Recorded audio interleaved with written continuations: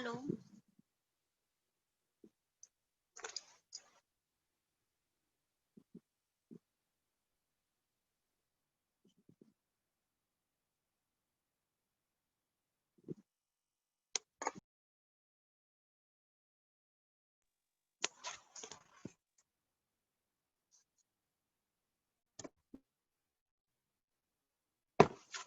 नहीं।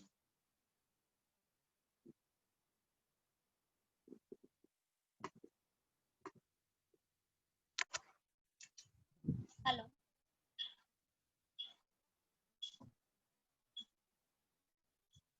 क्या आप सभी बहनें मुझे सुन पा रही हैं?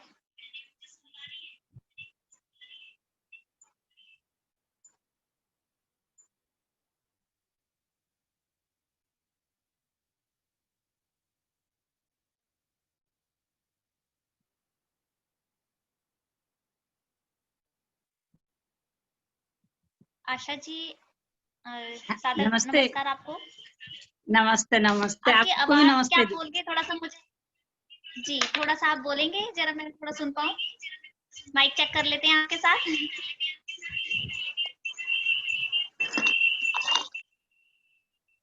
शैली जी नमस्ते। जी मैम नमस्कार। मैं आप सभी को दोबारा से कनेक्ट करती हूँ। आप सबके वॉइस मेरे ठीक पास नहीं आ पा रहे हैं। मैं दोबारा कनेक्ट करती हूँ, प्लीज एक बार दोबारा से मुझे रिक्वेस्ट भेजिएगा। ठीक एक मिनट। ठीक।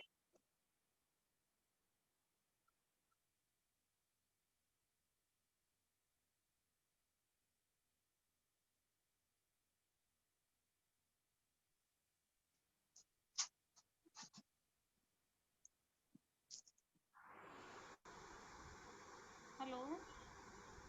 हेलो। जी, आपकी आवाज नहीं आ रही है ज्यादा साउंड।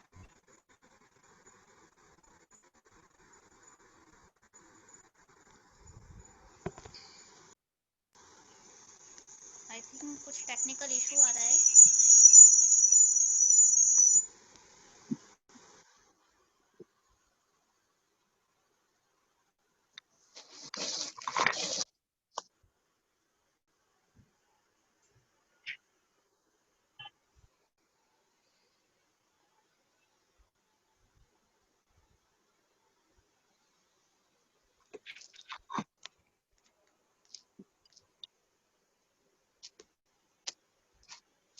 कैसे हैं कविता जी आप?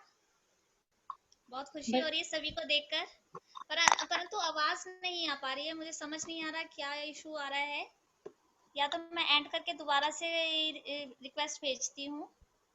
शैली जी, लेकिन हमें तो आपकी आवाज आ रही है। जी पर मुझे आप लोगों की आवाज बहुत स्लो आ रही है, जो कि मैं चाह रही हूँ कि बहुत अच्छे से हम सुने एक दूसरे को। सही है, सही है, सही है, सही है। ठीक ठीक। जी, क्योंकि दो चीजें चल रही हैं मेरे पास, तो लैपटॉप में तो आवाज ठीक आ रही है आप सभी की, परंतु अच्छा अच्छा मोबाइल में नहीं आ रही है। अच्छा।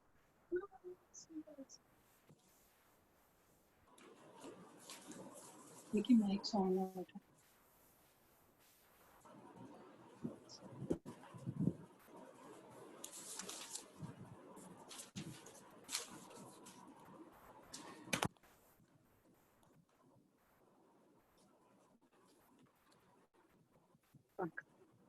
विकास। जो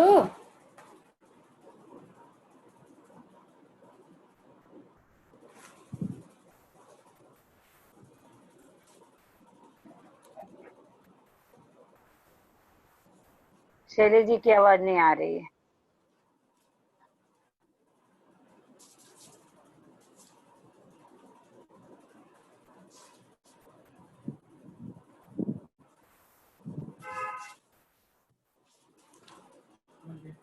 फैन स्लो कर दो,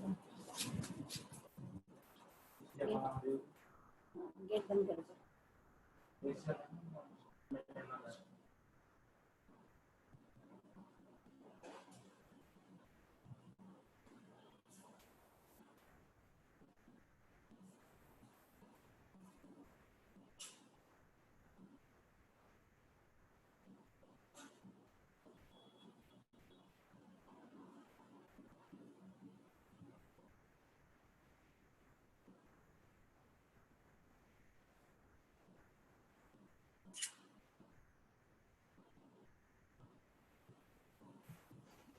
हेलो जी, क्या आप सभी सुन पा रहे हैं मुझे?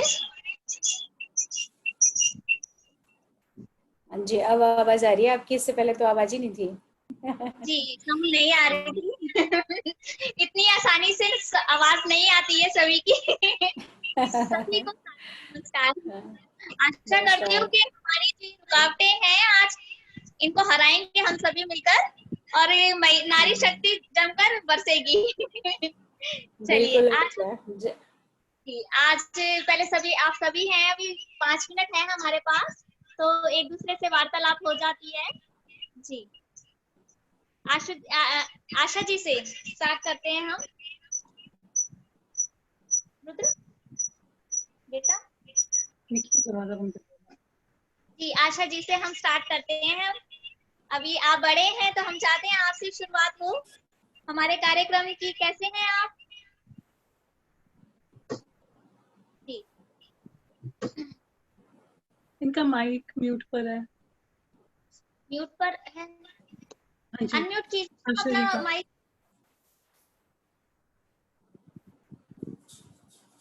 आशा जी म्यूट पर है। जी, चलिए रीचा जी से बात हो जाती है। रीचा जी कैसे हैं आप? आपका बस स्वागत बढ़िया है। हूँ शैला जी। स्वागत है धन्यवाद रीचा आप जी। जी, इतना अच्छा सबको आशा एक करते मौका दिया है, उसके लिए धन्यवाद। आशा करते हैं कि हमारी जो ये मीटिंग है आज की सफल रहे और ये जो हमारे इक्वालिटी को लेकर बातचीत होने वाली है वो बहुत सशक्त रूप में और बुलंद आवाज में सबके सामने निकल कर आए, ताकि जो नारी शक्ति है, जो कि आज बहुत ही चुनिंदा कार्यक्रम मुझे लगता है होने वाले हैं। आज हमारे इस बीच में डॉक्टर कविता जी भी हैं। कैसे हैं मैम आप? आपसे भी गुड, मुलाकात बढ़िया। नहीं हो पा रही है। जी, बहुत खुशी हो रही है आप सभी को देख के। पुष्पा देवी जी भी हमारे साथ है, जयंती जी भी थैंक हमारे यू। बीच में हैं और बहुत सारी बहनें अभी शुरुआती दौर है, तो मुझे लगता है कि वो सभी बहनें जल्दी से जल्दी कनेक्ट होने की कोशिश करेंगे। एक्चुअली बहुत सारी बहनें जिनके लिए फर्स्ट टाइम होने वाला है। तो आज हम बस 7 मिनट रह गए हैं हमारी मीटिंग स्टार्ट होने के लिए, तो हम चाहते हैं तब तक आप लोगों की ही बातचीत हम सुने। आशा जी को अनम्यूट करिएगा, क्योंकि ये म्यूट है आशा साहू जी। अच्छा जी, आप अपने आप को अनम्यूट कर लीजिए।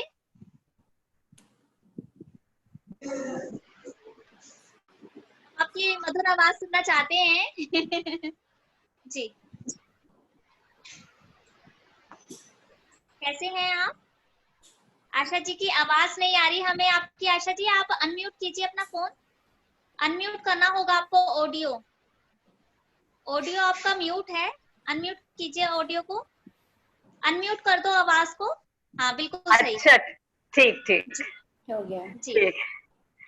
आप सबको मेरा बहुत बहुत नमस्ते। नमस्ते जय जी। श्री कृष्ण, राधे राधे। जय श्री राधा कृष्ण। रानी की बहुत बहुत बधाई। आज राधा अष्टमी भी है।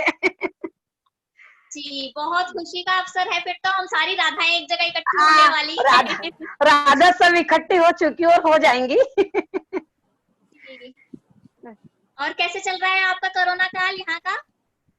नहीं, कोरोना आज घर में रहो, स्वस्थ रहो, सुरक्षित रहो, जितना कर सकते करिए, बाहर जरूरी हो उतना जाइए, बाकी सबका ध्यान रखिए। आशा जी आप कौन से क्षेत्र से हैं? मैं भोपाल अशोका गार्डन। बहुत अच्छी बात है कि आप भोपाल से हमारे बीच में जुड़ी हैं। रीचा जी हाँ जी। तो अभी हमारे बीच में वक्ता के रूप में अपने बातें कहने वाली हैं और वो गाजियाबाद से हैं। उनका हम इंट्रोडक्शन अच्छे से देंगे मीटिंग शुरू होने पर। और इसके साथ साथ हमारे बीच में कविता जी है। कविता जी आप कहाँ से हैं? पंचकुला आपको से। देख के खुशी बहुत हो रही है। Thank you so much. इसी बहाने सब बहनें जुड़ी तो सही। और जयंती जी और पुष्पा देवी जी, हम आपको देख नहीं पा रहे। आज खोल के हम बिल्कुल अपना मोबाइल फोन वीडियो हम चाहते हैं ऑन कर ले सभी बहनें, ताकि अच्छे से हम एक दूसरे को ऋषि देख पाए। ऋषि मैं भी क्लैरिटी के साथ आपके सामने प्रकट हुई हूँ। दो दो हमारे चल रहे हैं, तो मे भी हो सकता है। वाला कर दूं ना, सबको देख सके अपन। ये चलिए, ऊपर आ जाए सबको। बस सबको 4 भेज- मिनट रह गए हैं हमारी शेष, हमारी मीटिंग को स्टार्ट होने पर। हाँ, हाँ, कौन सा ऋषभ को ऋषभ को भेज दे, ऋषभ को भेज दे बेटा।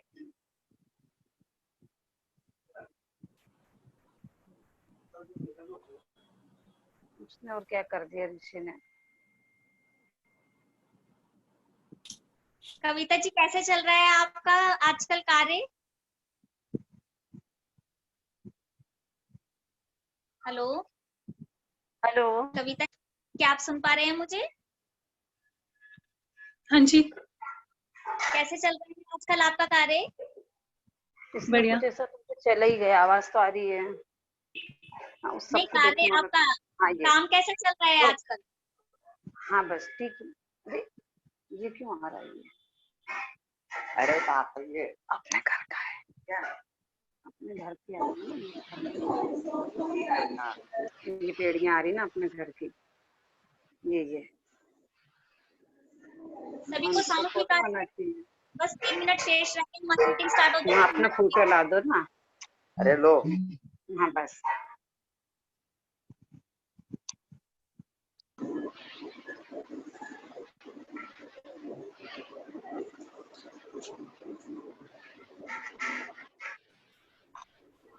Hello,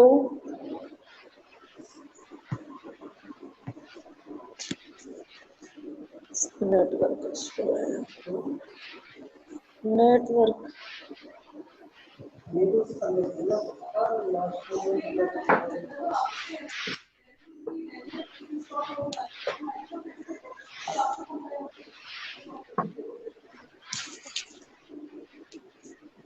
hello. Hello Pushpa ji, कैसे हैं आप? बस शैली जी, सुनाइए आप कैसे? स्वागत है आपका भी, बहुत बहुत आभार आपका। बहनें जुड़ी हैं आज सशक्त आवाज, अपनी बुलंद आवाज करने के लिए। हमारे घर को कम जी जरूर। अच्छा, okay, best of luck.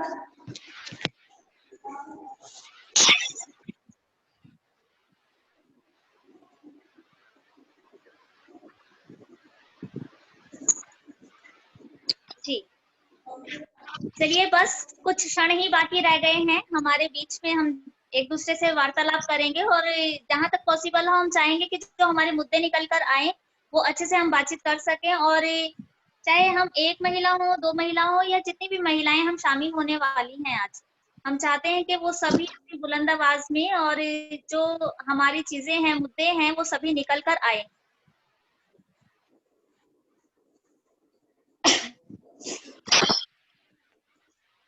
Celebrity है क्या? और गाजियाबाद से क्या सेमिनार होता है इससे?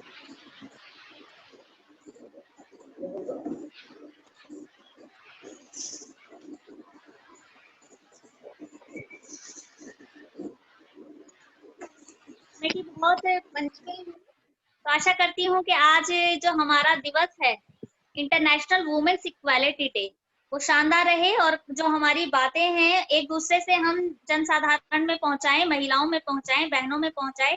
और आप सबको मैं नजर नहीं आ रही हूँ क्योंकि मैंने कैमरा ऑफ किया है, मैं आप सभी को भी नजर आ जाऊंगी। तो चलिए, जय माता दी, आज हम शुरू करते हैं अपना कार्यक्रम। जी, इंटरनेशनल वुमेन्स इक्वालिटी डे, अंतर्राष्ट्रीय महिला समानता दिवस। Women's equality day is celebrated in the United States on August 26 to commemorate the 1920 adoption of the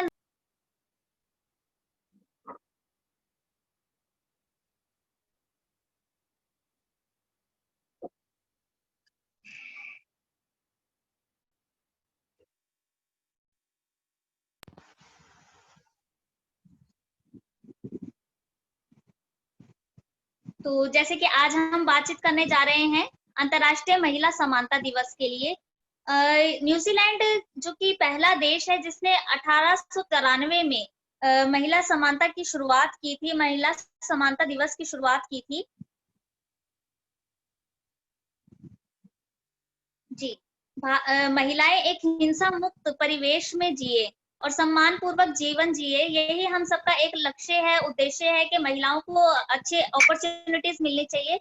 अंतर्राष्ट्रीय महिला समानता दिवस मनाने का मुख्य उद्देश्य तो यही है, आप सबको जैसे कि नाम से ही जाहिर है कि महिलाओं को समान अधिकार मिले, उनको रोजगार में समानता का अधिकार मिले, उनको शिक्षा में समानता का अधिकार मिले, उनको जो रोजगार के लिए और सैलरी, कहीं जगह ऐसी है जहां महिलाएं और पुरुष इक्वल काम कर रहे हैं, परंतु महिलाओं की जो सैलरी है, वेतन है, वो पुरुषों के हिसाब से बहुत ही कम है। तो हमारी पूरी कोशिश रहेगी कि हम अपने प्रयासों से एक दूसरे को जोड़ें और हम ऐसे निरंतर प्रयास करें ताकि अधिक से अधिक महिलाओं को और लोगों को जागरूकता फैला सके, ताकि ज्यादा से ज्यादा लोग इन मुद्दों पर कार्य करें, क्योंकि ये जो है इन मुद्दों पर कोई काम भी नहीं करता है। तो हमारे को ये रहेगा कि हम सभी मिलकर काम करेंगे, तभी अगर बूंद बूंद से सागर भरेगा तभी जाकर सफलता हमारे को प्राप्त हो सकती है। तो आशा करते हैं कि हम सभी बहनें आज अपने जो हमारे विचार हैं वो हम साझा करेंगे एक दूसरे के साथ, और इक्वालिटी को लेकर, समानता को लेकर, महिलाओं और पुरुषों के बीच की समानता को लेकर हमारे क्या विचार हैं और हम किस तरीके से महिलाओं को आगे बढ़ा सकते हैं। इसके साथ साथ मैं आपको शुरुआत में एक दो बातें और बताना चाहूंगी कि अभी हमारा हाल ही में एक उद्यमी को जो स्मॉल बिजनेस हैं उनको लेकर भी एक वेबिनार होने वाला है, तो जिसमें मैं चाहती हूँ कि आप सभी शामिल हो सकता है कि हमें कभी कभी कहीं कुछ मिलता नहीं है, परंतु जब हमारी जानकारी एक दूसरे के साथ मिलकर बातचीत करने से, अभी हम टीवी देख रहे थे परंतु अब हमने एक दूसरे को समय दिया है, इससे हमारे बीच में एक दूसरे के विचार हमारे इकट्ठे होंगे, जिससे हमारे को थोड़ी सी जानकारी प्राप्त होगी और हमारे को कैसे अपने नए प्रयास हम कर सकते हैं, क्रिएट कर सकते हैं, ये हमारे दिमाग में हमारे को थोड़ी सी चीजें प्राप्त होंगी। तो आशा करते हैं कि ये जो हमारे प्रयास हैं आप सभी एकजुट होंगे और हम एक दूसरे के प्रयासों में शामिल होकर नारी शक्ति को भी मजबूत बनाएंगे, ताकि एक समाज का बेहतर विकास के लिए हम कार्यरत हैं, वो सफलता रहेगी उसमें।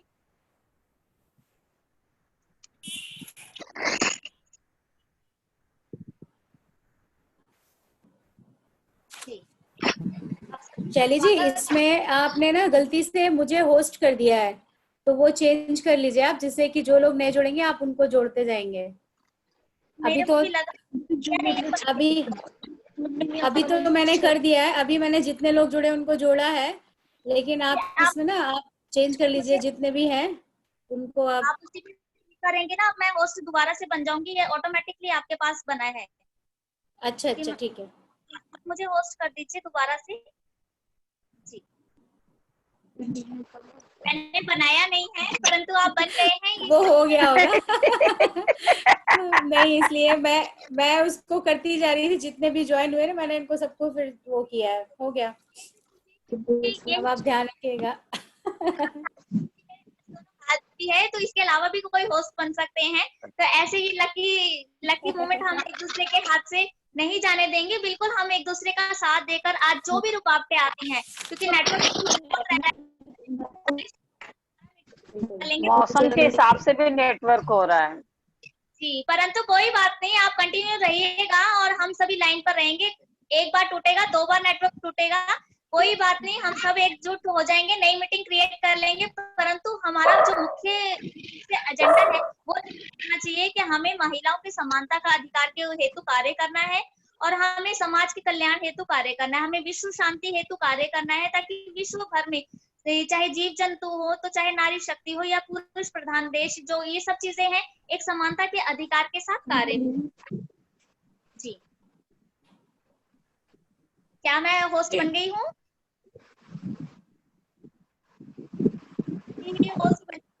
तो आज लगता है स्पीकर की जगह उनका दायित्व तो भगवान जी ने कोई और दिया है। तो सभी का स्वागत। अभी तक आप नहीं बने हैं। अभी तक तो मैं जोड़ती जा रही हूँ, जितने आ रहे हैं खैर मैं उनको कर रही हूँ ज्वाइन, सबका वो करती जा रही हूँ। बिल्कुल मैं देख रही हूँ, आप बहुत अच्छे से कर रहे हैं और यही चीजें हमें एक दूसरे को आगे बढ़ाई जाती हैं कि अगर मैं नहीं तो कोई और सही, हमारे बाद भी किसी ने ये देश संभालना है। मैं चाहती तो अपने प्रयासों को अपने घर तक ही सीमित करके बंद कर देती, परंतु मेरा ये रहा कि ये जो हमारे कार्य क्षेत्र के प्रति हमारी लगन है, ये हमें करनी ही पड़ेगी। और ये जो लड़ी है कि पीढ़ी दर पीढ़ी, जैसे हम बेटों को सिखाते हैं, हम बेटियों को भी सिखाएं कि तूने भी पढ़ना है, तूने भी आगे बढ़ना है और शादी से पहले कम से कम वो कमाने योग्य हो जाए और कमाने लगे तब। तो चलिए अब हम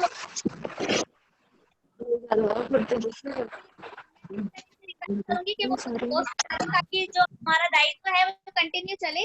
और ऋचा जी हमारी आज की पहली स्पीकर हैं जी। रीता जी। हाँ जी, सबसे पहले तो मैं मेरी सभी बहनों को जितनी भी हमारी बहुत वरिष्ठ इसमें हमें बहनें दिख रही हैं सबको हाथ जोड़कर सादर प्रणाम करती हूँ। हेलो, रीता जी माफी प्रणाम। आप होस्ट बना दीजिए ताकि आपको डिस्टरबेंस ना हो। आपका होस्ट इसमें नहीं आ रहा है, वो शायद आपका जहाँ से वो कर रहे हैं ना वही कर पाएंगे आई थिंक, जो आपका जहाँ तो से ये कर रही हूँ, तो यानी कि अब आपको कंटिन्यू रहना पड़ेगा। चलिए, नहीं ठीक है। रीचा बड़ोतिया जी हमारे बीच में है। She is minister of minister in महिला मोर्चा बीजेपी गाजियाबाद से हैं, और जेंडर इक्वालिटी को इनके वैसे तो इनके कार्य बहुत ही सराहनीय हैं, और महिला शक्ति के लिए भी निरंतर कार्य करती हैं। इनके चेहरे की चमक, इनके जो हमारे कहते हैं ना हमारे कार्य होते हैं, वो हमारे चेहरे पे एक अलग ही नूर ले आते हैं। तो रीचा जी एक ऐसी ही महिला है जो आने वाले समय में हो सकता है भविष्य काल में आप उनको सांसद के रूप में ही पाएंगे। मैं इनसे आशा यही करती हूँ कि वो बहुत एक ना बहुत एक दिन शुभकामनाएं अग्रिम। की जो नेत्री बैठी हैं, तो आशा करते हैं कि उनका भविष्य आने वाला बहुत सुखद और बहुत उज्जवल रहे। तो हम चाहते हैं कि रीचा जी जेंडर इक्वालिटी को लेके इन पॉलिटिक्स आज हम बात कर रहे हैं। सबसे पहले राजनीति, जैसे कि राजनीति में महिलाओं का आप सभी को पता है कि बहुत ही मुश्किल से 12% का रेशो है जो कि राजनीति में महिलाओं का है संसद भवन में, जो कि अगर आप पाकिस्तान जो हम बहुत ही नीचे स्तर पर मानते हैं, तो पाकिस्तान जैसे देशों में भी 29% का रेशो है। इस तरीके से बहुत रेशो जो है बहुत ही ज्यादा हमारे देश का कम है। और देशों में किसी में 49% का रेशो है, तो किसी में 30, किसी में 40% का। परंतु हमारा जो भारत देश जो कि बहुत आगे बढ़ गया है, इसमें अभी भी महिलाएं सिर्फ 11% के रेशो पर ही अटकी हुई हैं। तो हमारा है कि हम कहते हैं कि महिलाओं के साथ इतनी हिंसा क्यों हो रही है, महिलाओं के साथ बलात्कार हो रहे हैं, महिलाओं के साथ छेड़छाड़ हो रही है, महिलाओं को रोजगार के पूरे अवसर नहीं मिल रहे। और यदि हम पुरुष प्रधान देश में हम पहुंचते भी हैं, तो जब वहां पर महिलाएं पहुंचती हैं, तो उनके साथ उनको हमेशा पुरुषों के डिसीजन मेकिंग होता है, उसी के नीचे रहना पड़ता है। तो बेसिकली है कि महिलाएं जो राजनीति में वो काम तो करती है, परंतु वो खुलकर निकल के नहीं आ पाती।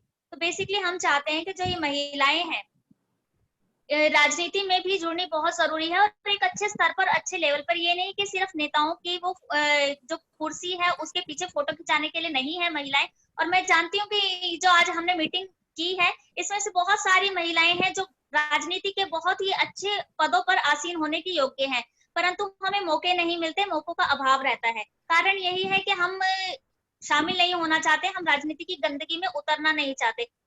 मेरा आप सभी बहनों से अनुरोध है कि अगर हमारे घर की गंदगी को हम साफ करने के लिए हम उतरते हैं, तो राजनीति की गंदगी को साफ करने के लिए भी हमें उतरना पड़ेगा। हो सकता है हमारा शोषण हो, हम पर अत्याचार हो, दबाव हो, परंतु हमें डिसीजन मेकिंग खुद लेनी है, फैसले हमें खुद लेने हैं और खुद ही आगे बढ़ना है। तो आज हमारे बीच में ऋचा जी है, इसी तरीके से बहुत ही बुलंद आवाज में अपने जेंडर इक्वालिटी इन पॉलिटिक्स को लेकर, राजनीति में महिलाओं का जो इक्वालिटी को लेकर विचार है वो प्रस्तुत करने जा रही हैं। ऋचा जी आपका स्वागत है जी। बहुत बहुत धन्यवाद शैली जी। सबसे पहले तो मैं शैली जी का, जो कि महिला प्रशिक्षण संस्थान की अध्यक्षा है और इतना काम करती हैं कि शायद मैं तो सोच भी नहीं सकती। हमेशा मतलब किसी भी महिला के लिए कोई भी परेशानी हो, किसी भी तरह की, हमेशा खड़ी रहती। सबसे पहले तो मैं इनका धन्यवाद देती हूँ कि इन्होंने आज इतना अच्छा कार्यक्रम रखा। और उसके साथ आज हमारी जुड़ी हुई जितनी भी बहनें हैं, बहुत सारी वरिष्ठ बहनें भी दिख रही हैं हमें, और बहुत सारी छोटी बहनें भी होंगी मेरी, मैं सबको सादर प्रणाम करती हूँ और सबका सादर अभिवादन करती हूँ।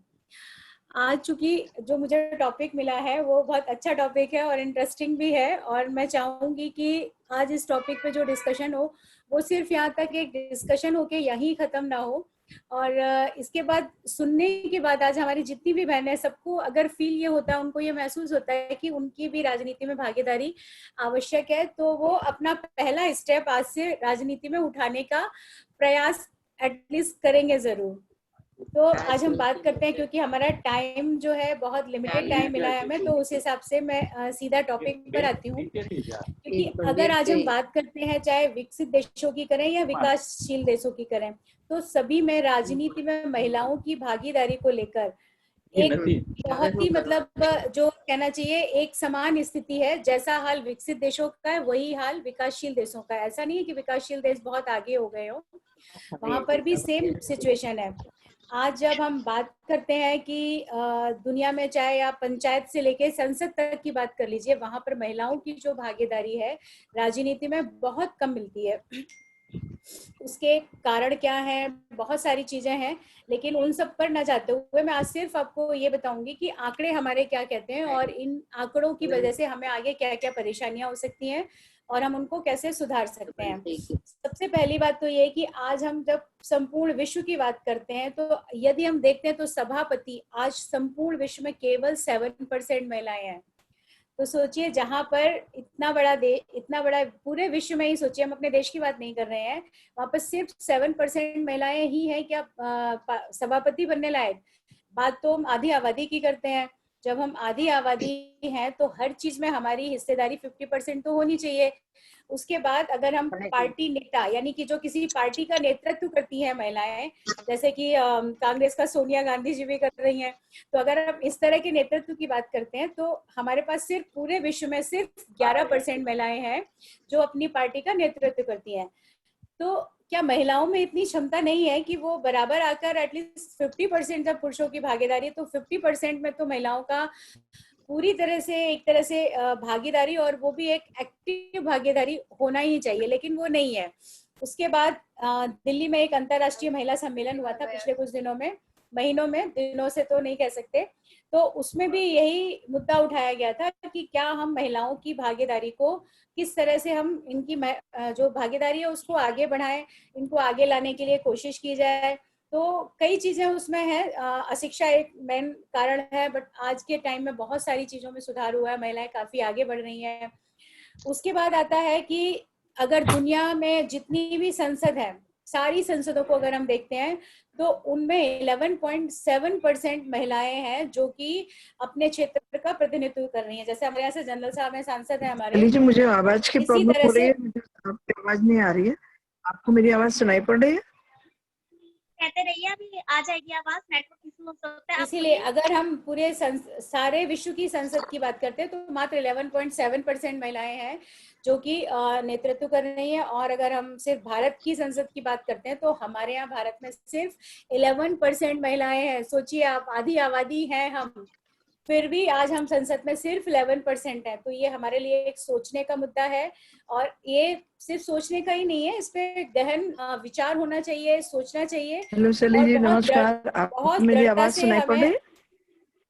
सबकी आवाज आ रही है। सबसे कहना चाहूंगी कि वक्ता के रूप में जब बोल रहे हैं तो कृपया हम उनको डिस्टर्ब ना करें, और क्योंकि मैं होस्ट नहीं रही हूँ, हमारी होस्ट हो गई है।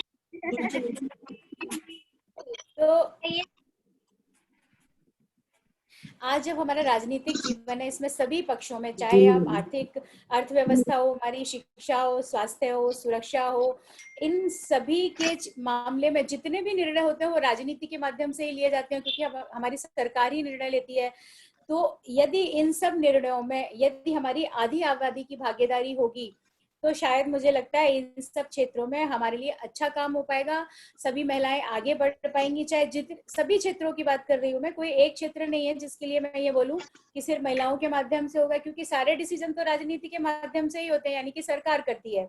और जब उस सरकार में जब हमारी भागीदारी होगी तो चूंकि एक महिला को अच्छे से समझ सकती है, तो उसकी बातों को आगे बढ़ाना हमारे लिए बहुत ज्यादा आसान होगा। तो ये तभी संभव है कि जब हम आगे आए और राजनीति में अपनी एक एक्टिव भागीदारी निभाएं और अपने आप को एक मतलब सक्षम और अपने आप को एक सबल महिला समझे, ना कि अबला वाला जो रूप था वो छोड़ दीजिए, बहुत पीछे रह गया। महिला अबला नहीं है, ये तो कहने की बातें थी, छोड़ दीजिए, दिमाग में भी मत लाइए कि कभी महिला अबला है, क्योंकि आज अबला नहीं है। इसके बाद अगर हम राजनीतिक सभा संगठनों के हित में बात करते हैं तो जितने भी राजनीतिक संगठन है उनके हित के लिए भी यही अच्छा है कि वो महिलाओं की जो 30% की जो बात होती है उसको एक्चुअल ग्राउंड पर लाएं, ना कि सिर्फ कागजी हो, हवाई हो। उसके लिए भी हम महिलाओं को ही आगे आना पड़ेगा, क्योंकि अधिकार हमेशा मांगने से नहीं मिलते हैं, छीनने पड़ते हैं। तो अपनी इच्छा शक्ति को हमें आगे बढ़ाना होगा और बहुत स्ट्रॉन्ग करके अपनी बात को रखना होगा। आज अगर हम समाज में बात करते हैं कि अपराधीकरण, भ्रष्टाचार, स्वेच्छाचारिता, उग्रता, जितने भी ये दुष्कर्म होते हैं, तो इन सब के लिए क्या महिलाओं की जो भागीदारी है वो किन वजहों से हम इन सब चीजों में आज घिरते जा रहे हैं? क्योंकि हर जगह पे महिलाओं की कमी है। यदि उन सब जगहों पर जिन जिन क्षेत्रों की बात होती है उन सब जगहों में अगर आज महिलाएं होंगी तो निश्चित रूप से वो महिलाओं को कहीं ना कहीं तो सपोर्ट करेंगी। कई बार हम अपने लिए न्याय मांगने जाते हैं, कई महिलाएं ऐसी हैं कि भाई थाने नहीं जाना चाहती, अब तो महिला थाने भी हैं। लेकिन अगर कोई पुरुष है, कहीं किसी ऑफिस में जाना है, तो कई महिलाएं ऐसी अभी भी ग्रामीण महिलाएं जो पुरुषों से बात करना पसंद नहीं करती हैं। आज उन्हीं सब जगहों में यदि महिलाओं की भागीदारी ज्यादा होगी, अगर आज ग्राम प्रधान आपकी महिला है तो आप उससे खुल के बातें कर सकते हैं। आपकी जो जो गांव में परेशानियां होती है महिलाओं को, आप उनको उनके बारे में अच्छे से बता सकते हैं, समझा सकते हैं। अगर आपकी महिला सांसद है तो आप अपने क्षेत्र की समस्याएं उनको अच्छे से बता सकते हैं। महिला विधायक है तो आप उनसे अच्छे से मिल सकते हैं, डीएम है। तो इन सब चीजों के लिए एक ही वो है कि सारी महिलाओं को अपने आप को सक्षम बनाना होगा और निश्चित रूप से आज आपको अपना पहला कदम उठाना होगा। और ये कदम उठाते ही शायद हमारे एक इतिहास में एक बहुत बड़ा परिवर्तन आएगा। अच्छा, दूसरी बात एक और, जी टाइम ओवर हुआ आई थिंक। 3 मिनट का टाइम। धन्यवाद ऋचा, धन्यवाद ऋचा जी, बहुत अच्छा बोला आपने, बहुत बढ़िया। नहीं, बस आप लोगों का आशीर्वाद है, थोड़े थोड़े से विचार थे। जी, आप मेरे को होस्ट बना दीजिए पुनः। मैं आपसे एक रिक्वेस्ट करती हूँ, इसके साथ साथ हमारे साथ और भी वक्ता जुड़े हैं और आपके साथ हम आपका समय अभी और भी लेंगे, थोड़ा सा हम आपकी बात और भी आगे कंटिन्यू सुनना चाहेंगे।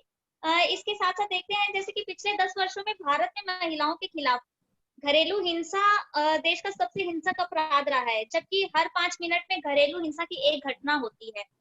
तो ऐसे में घरेलू हिंसा, जैसे कि आप देख रहे हैं कोरोना काल भी चल रहा है, कोरोना काल में घरेलू हिंसा के मामले विश्व भर में 3 गुने हो गए हैं। 3 गुने। कुछ देश ऐसे हैं जहां पर अगर महिलाओं के साथ कुछ भी हिंसा हो रही है तो वहां पर पुरुषों को कहा है कि तुम्हें घर छोड़कर जाना पड़ेगा, पर औरत घर से नहीं जाएगी, अपने बच्चों के साथ जिस में है वो वहीं रहेगी। परंतु हमारा जो भारत देश है वहां आप सभी जानते ही है महिलाओं की स्थिति क्या है। तो ऐसे में महिलाएं पुरुषों के साथ जो अपने पति के साथ रह रही हैं वहां पर मार खाने के लिए गाली गलौज, और क्योंकि जैसे धन का भी अभाव हो गया है, सभी के रोजगार भी नहीं रहे, तो ऐसे में उनके ऊपर विपदा ये आई है कि 24 घंटे उनके सिर पर एक क्राइम, अपराध कहते हैं, जो महिलाओं के सिर पर मंडरा रहा है। औरतें चुप हैं, बर्दाश्त कर रही हैं, सह रही हैं, कुछ कह नहीं पा रही हैं। कारण ये कि वो अपना घर ना टूट जाए। बहुत सारे जो है डिवोर्स के केस भी इसमें कोरोना काल में फाइल हुए। सबसे पहले तो मेरा ये रहेगा, चाहूंगी सरकार रिक्वेस्ट करना कि जो कोरोना काल पीरियड में, टाइम पीरियड में जितने भी तलाक के केसेस हैं वो सारे रद्द किए जाएं, क्योंकि पुरुषों ने, अगर पुरुषों की तरफ से दायर हुए किए जाए, महिलाओं को ऐसी जो ये परेशानियां सहनी पड़ रही हैं कि मेरा पति मुझसे ना अलग हो जाए, मैं कहाँ जाऊंगी, अपने कहाँ भटकूंगी, वो टेंशन से चली जाए। तो अब हम जानते हैं कि हर 3 में से एक महिला अपने जीवन में कभी ना कभी यौन या लिंग आपराधिक आधारित हिंसा का भी सामना करती है। ऐसे में बहुत सारी महिलाएं घर में भी कैद हैं और उनके ऊपर ना जाने किस किस तरीके का तनाव रहेगा। मैं आपको दूर नहीं जाना चाहती, लेकिन बहुत सारी ऐसी महिलाएं हैं जिनको जो केसेस मेरे सामने आ रहे हैं हाल ही में, तो वो शादी से पहले जो लड़कियां हैं वही अपने माता पिता के साथ नहीं रहना चाहती।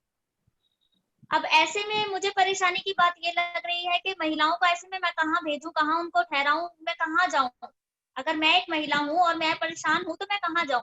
तो बेसिकली ऐसी जो महिलाएं जो अपने घर में भी सुरक्षित नहीं, महिलाएं तो दूर की बात, बेटियां भी घर में जो सुरक्षित नहीं है, बच्चियां सुरक्षित नहीं है, ऐसे में उनके लिए क्या इंतजाम या कानून बनाए गए हैं? कोई नहीं बनाए गए। कोरोना काल में बहुत जल्दी से महिलाओं के लिए भी कुछ ऐसे नियम और कानून लागू करने बहुत जरूरी है।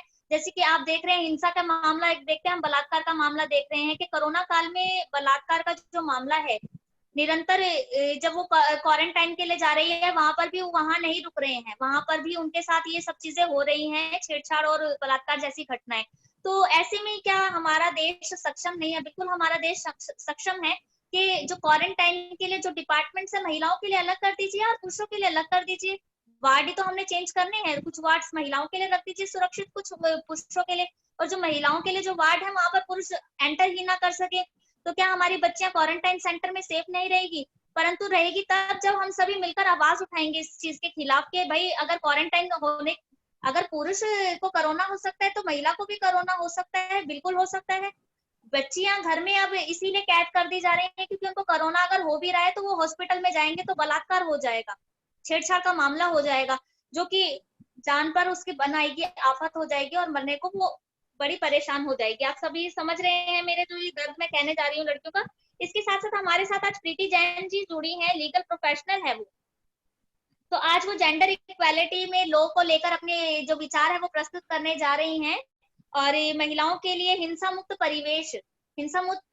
परिवेश के बारे में भी आज वो बताने जा रही हैं।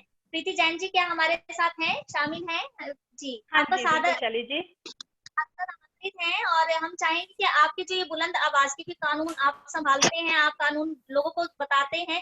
सबसे मेन चीज है कि हम महिलाओं को कानून ही नहीं पता हमारे लिए क्या कानून है, तो जब हमें कानून ही नहीं पता तो हम अपनी रक्षा कैसे करेंगे? लोग हमें धमका रहे हैं, डरा रहे हैं और हम पर दबाव बना रहे हैं और हम चुपचाप सह रहे हैं।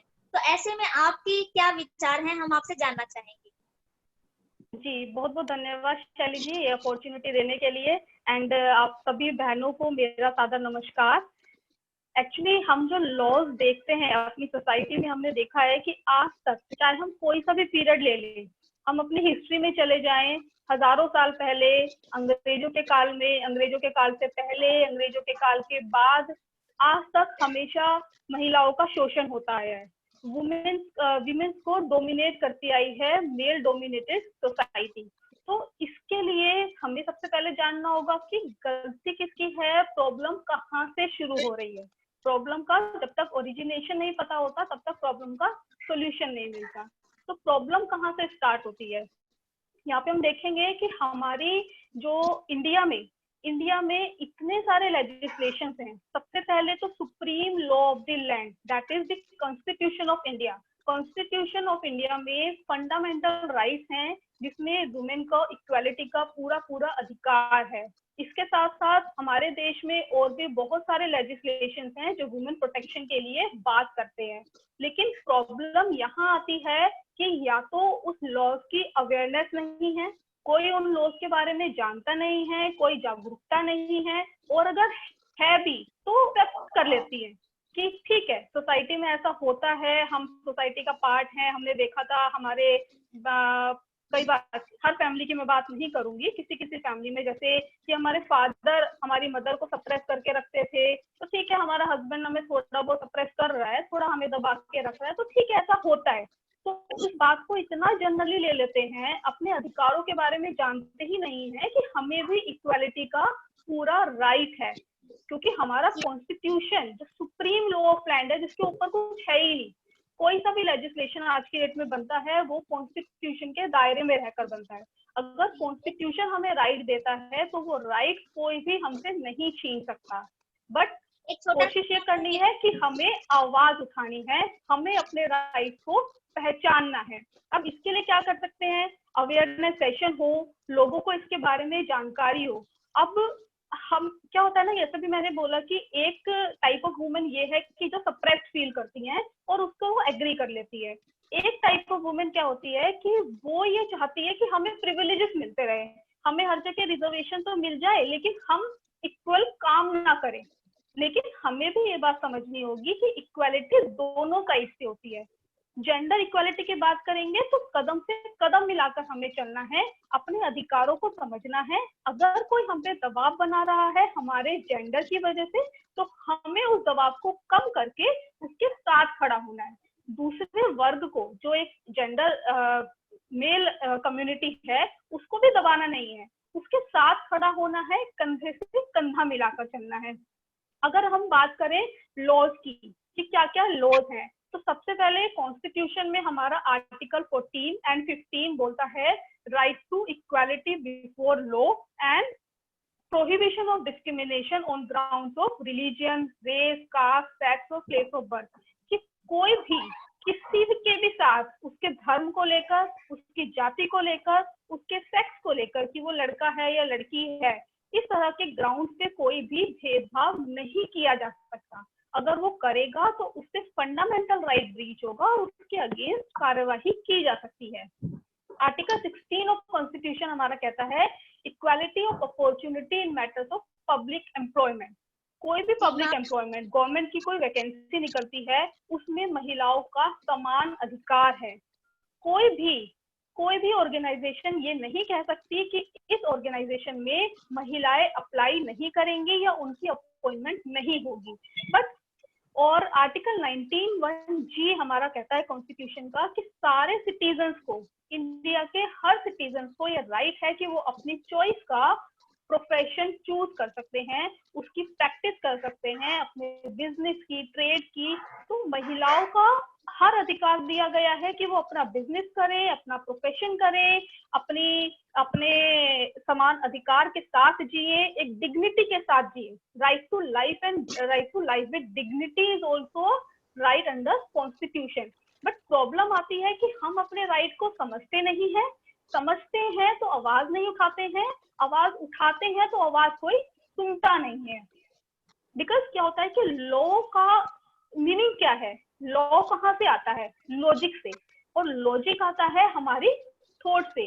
तो हमें क्या करना होगा, हमें अपनी थॉट पर, अपने विचारों पर काम करना होगा। और ये कहाँ से स्टार्ट होगा? फैमिली से। फैमिली में आपस में जो हम बातें करते हैं, अपने बच्चों के सामने बातें करते हैं, पेरेंट्स अपने बच्चों के सामने करते हैं, आपस में एक दूसरे से बातचीत होती है, कोई मेहमान आता है उसके सामने बात होती है, तो कहीं भी महिलाओं को ये फील नहीं कराना चाहिए कि वो किसी से कम है, और महिलाओं को खुद भी नहीं समझना चाहिए कि कहीं कोई कमी है, क्योंकि हमें इक्वल राइट्स दिए गए हैं, पूरी काबिलियत है हर चीज में। आज वुमेन हर फील्ड में है, किसी भी फील्ड की आप बात करो, साइंटिस्ट है वुमेन, एरोस्पेस में वुमेन है, डॉक्टर है, इंजीनियर है, पॉलिटिशियन है, हर चीज में वुमेन आगे बढ़ रही हैं। लेकिन जो रेशियो है वुमेन के आगे बढ़ने का, आप वर्क प्लेस की भी बात करें, आज अगर हम, अभी तो कोरोना की वजह से मेट्रो बंद है, पब्लिक ट्रांसपोर्ट बंद है, लेकिन जब मैं मेट्रो में ट्रेवल किया करती थी तो वुमेन कोच बिल्कुल जैम पैक्ड होता था, पूरी तरह से भरा हुआ, क्योंकि विमेन इतनी एम्प्लॉयमेंट में आगे आ गई हैं और वो इतना आगे जा रही हैं कि आजकल भी थोड़ा रेशियो उनका भी बढ़ गया है वर्किंग में। लेकिन अगर आप किसी भी ऑफिस की पूरी एक यूनिफाइड रेशियो की बात करें तो वुमेन का रेशियो बहुत कम है अभी भी, क्योंकि इसका कारण ये हो सकता है कि फैमिली मेंबर्स उनको आगे बढ़ने नहीं देते। एक डर हमेशा दिमाग में रहता है कि लड़की बाहर जाएगी तो उसके साथ कुछ गलत ना हो जाए, वो कैसे अपने आप को प्रोटेक्ट करेगी। तो इस तरह की प्रॉब्लम्स हमेशा हमारे मन में बनी रहती है। अब हमें क्या सोचना है, आज हम बात करते हैं रिजर्वेशन की, आज हम बात करते हैं एक एडवांटेजियस पोजीशन की कि हमें कुछ एडवांटेजेस मिले, वो ठीक है, वो उस टाइम तक ठीक है। अगर हम ये सोचते हैं हमें इस डायरेक्शन में काम करना है कि एक दिन ऐसा आए जब हमें किसी रिजर्वेशन की जरूरत ना पड़े, हमें किसी एडवांटेज की जरूरत ना पड़े, कोई प्रिविलेज हमें ना दिया जाए, तब भी हम बराबर के अधिकारी हैं हर चीज के। इतनी स्ट्रॉन्ग बना लेनी है अपनी पोजीशन कि कोई हमें प्रिविलेज नहीं चाहिए, हमें सिर्फ इक्वल राइट चाहिए, क्योंकि जेंडर इक्वालिटी एक ऐसी चीज है जिसमें महिलाओं और पुरुष एकदम समान हैं, दोनों में कहीं कोई अंतर नहीं, कोई भेदभाव नहीं। कहीं ऐसा भी देखो, कई बार क्या होता है कि हम वुमेन इक्वालिटी, वुमेन एम्पावरमेंट की जो बात करते हैं, तो कई बार मैंने देखा है, जैसे मेट्रो में हम सफर करते हैं तो उसमें लेडीज सीट्स रिजर्व होती है, तो कई लड़कियों को मैंने देखा है कि they are so young and they are asking an elderly person, एक बुजुर्ग आदमी को वो बोल रही हैं कि आप सीट से उठ जाओ, ये मेरी सीट है। तो इस तरह से वुमेन को भी अपने अधिकारों का दुरुपयोग नहीं करना चाहिए। समान अधिकार मिला है, समानता के साथ जिए, और हमारा कॉन्स्टिट्यूशन, हमारा हर लेजिस्लेशन इस तरह के लिए हमें प्रोटेक्शन देता है। अब एक एक्ट आया था हमारा 1994 में, pre conception and pre natal diagnostic techniques, जिसमें क्या होता था, पहले एक प्रेग्नेंट लेडी अपना अल्ट्रासाउंड कराकर अपना सेक्स डिटर्मिनेशन करती थी कि बेटा है या बेटी है, और बहुत केसेस ऐसे होते थे जिसमें गर्ल चाइल्ड को किल कर दिया जाता था। लेकिन आज ये टाइम है, ये 100% तो मैं नहीं कहूंगी, क्योंकि कुछ केसेस अभी भी होते हैं जहाँ पे प्राइवेट अरेंजमेंट करके अल्ट्रासाउंड करा लेते हैं, बट 99% ये सुधार आया है हमारे लॉज में, हमारे कानून में, और इसके लिए सख्त से सख्त दंड भी दिया जाता है जो इसके अपराधी पाए जाते हैं। और एक बहुत ही मेजर एक्ट है, आजकल हर महिला काम करने जा रही है, आगे बढ़ रही है, तो हमारे यहाँ एक एक्ट है, the sexual harassment of women at work place prevention, prohibition and redressal act 2013। इसमें क्या होता है कि जो भी महिला कोई भी काम करती हैं, चाहे वो ऑर्गेनाइज सेक्टर में कर रही हैं या अनऑर्गेनाइज में कर रही हैं, मतलब किसी कंपनी में कर रही हैं, किसी ऑर्गेनाइजेशन में कर रही हैं, या किसी के घर पर काम कर रही हैं, उनके पास अधिकार है कि उनके साथ कोई भी छेड़छाड़ ना की जाए, क्योंकि किसी भी तरह से सेक्सुअल हरासमेंट ना हो। अब इस सेक्सुअल हरासमेंट में जरूरी नहीं है कि फिजिकल ही कोई रिलेशन बनाए जाए, फिजिकल, वर्बल, नॉन वर्बल, किसी भी तरह से आप अगर गलत भावना रखते हैं एक फीमेल एम्प्लॉय के लिए, तो वो इस प्रोटेक्टिव एक्ट में कवर होता है। तो यहाँ पे भी वुमेन को पूरा अधिकार है अपना काम करने का, जिससे वो अपनी इनकम अर्न कर सकती है। इसी तरह से एक हिंदू सक्सेशन एक्ट है 1956 का, जिसमें अभी, हाँ जी धन्यवाद, इसके बाद हम आपसे पुनः जुड़ेंगे। ओके, आवाज गड़बड़ हो रही है। ऋचा जी, या तो अगर टेक्निकल इशू ना हो रहा तो कृपया करके आप या तो मेरे को बना दीजिए शैली सेठी के नाम से होगा एक अकाउंट, और एक महिला प्रशिक्षण संस्थान के नाम से। तो इसमें नहीं हो पा रहा है एक्चुअली अकाउंट। वो आपके यहाँ से जो आप देख रहे होंगे ना सॉफ्टवेयर का, वही कर सकते हैं, क्योंकि इसमें मेरे पास ऑप्शन ही नहीं आ रहा है। मैं काफी देर से वही सर्च कर रही हूँ। जाने के बाद मेरे नाम करके रखेंगे, तो आपको दबा के रखेंगे, तो आप दबाने के बाद आपको दिख जाएगा, ऑप्शन दिख जाएंगे। आप पार्टिसिपेंट में जाइए। देखा है मैंने पार्टिसिपेंट का, इसको दबा के रखिए, इसमें नीचे होस्ट का ऑप्शन आपको कर दीजिए। नहीं, इसमें म्यूट ऑल इनवाइट यही ऑप्शन आ रहा है, होस्ट का तो ऑप्शन ही नहीं है। होस्ट का आप देखिए, होस्ट का भी आएगा, आप ध्यान से देखिएगा। इसके बाद हम बातचीत करते हैं। आप देखिए, इसको प्रेस करके रखेंगे ना, तब आपको मिल जाएगा पार्टिसिपेंट में, ठीक है। और अब हम बात कर रहे हैं जेंडर बेस्ड वायलेंस लॉ के लिए एक टूटी हुई व्यवस्था के लिए अस्थायी समाधान 2008 बनाना है। इसको तो कैसे बनाए इसमें? क्या करके अपना माइक म्यूट कर लीजिए, जो जिनके वॉइस आते हैं माइक म्यूट कर लीजिए। लिंग आधारित हिंसा जेंडर बेस्ड वायलेंस लॉ के लिए एक टूटी हुई व्यवस्था के लिए अस्थायी समाधान के लिए 2018 में आप सभी को पता है कि भारत सरकार ने लैंगिक अपराधों से बालकों का संरक्षण पोस्को एक्ट के अधिनियम, जो पोस्को एक्ट अधिनियम आया है, जिसमें 2012 में बना था और उसमें संशोधन किया गया है। उसमें दंड संहिता में संशोधन किया गया है, जिसमें 12 वर्ष से कम आयु के बच्चों के साथ बलात्कार के दोषियों को मौत की सजा दी जाती है। तो लिंग जांच, जैसे कि आप सभी को पता है कि लिंग जांच, हम जानते हैं सभी को कि लिंग जांच होती क्या है, कि गर्भ में पल रहे शिशु की जांच करना कि वह बेटा है या बेटी, वो लिंग जांच कहलाता है। तो लिंग जांच पर आज अपने विचार जो हमारे को इक्वालिटी को लेकर, क्योंकि जैसे हम सभी जानते हैं कि हर 70 पर अगर हम 80 लगाएं तो 80 पर 70 महिलाएं हो गई हैं।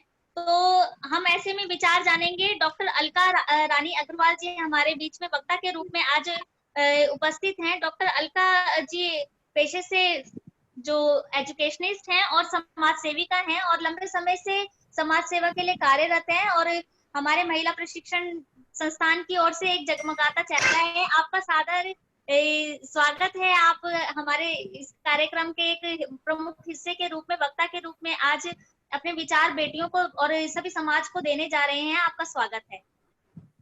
धन्यवाद। शैली जी, आप हुई हैं? जी, हम सभी आपको सुन रहे हैं। बहुत बहुत धन्यवाद। मैं, जैसे कि जानते ही हैं कि भारतीय समाज में लड़कियों के प्रति एक विशेष अनुराग है, लेकिन बेटियों को बेटी के रूप में पसंद नहीं करते हैं। मतलब उनको माँ के रूप में, पत्नी के रूप में, देवी के रूप में, सब रूपों में लड़कियां अच्छी लगती हैं। लेकिन जहाँ बात आती है बेटियों के जन्म की, वहाँ वो काफी असभ्य रूप ले लेते हैं।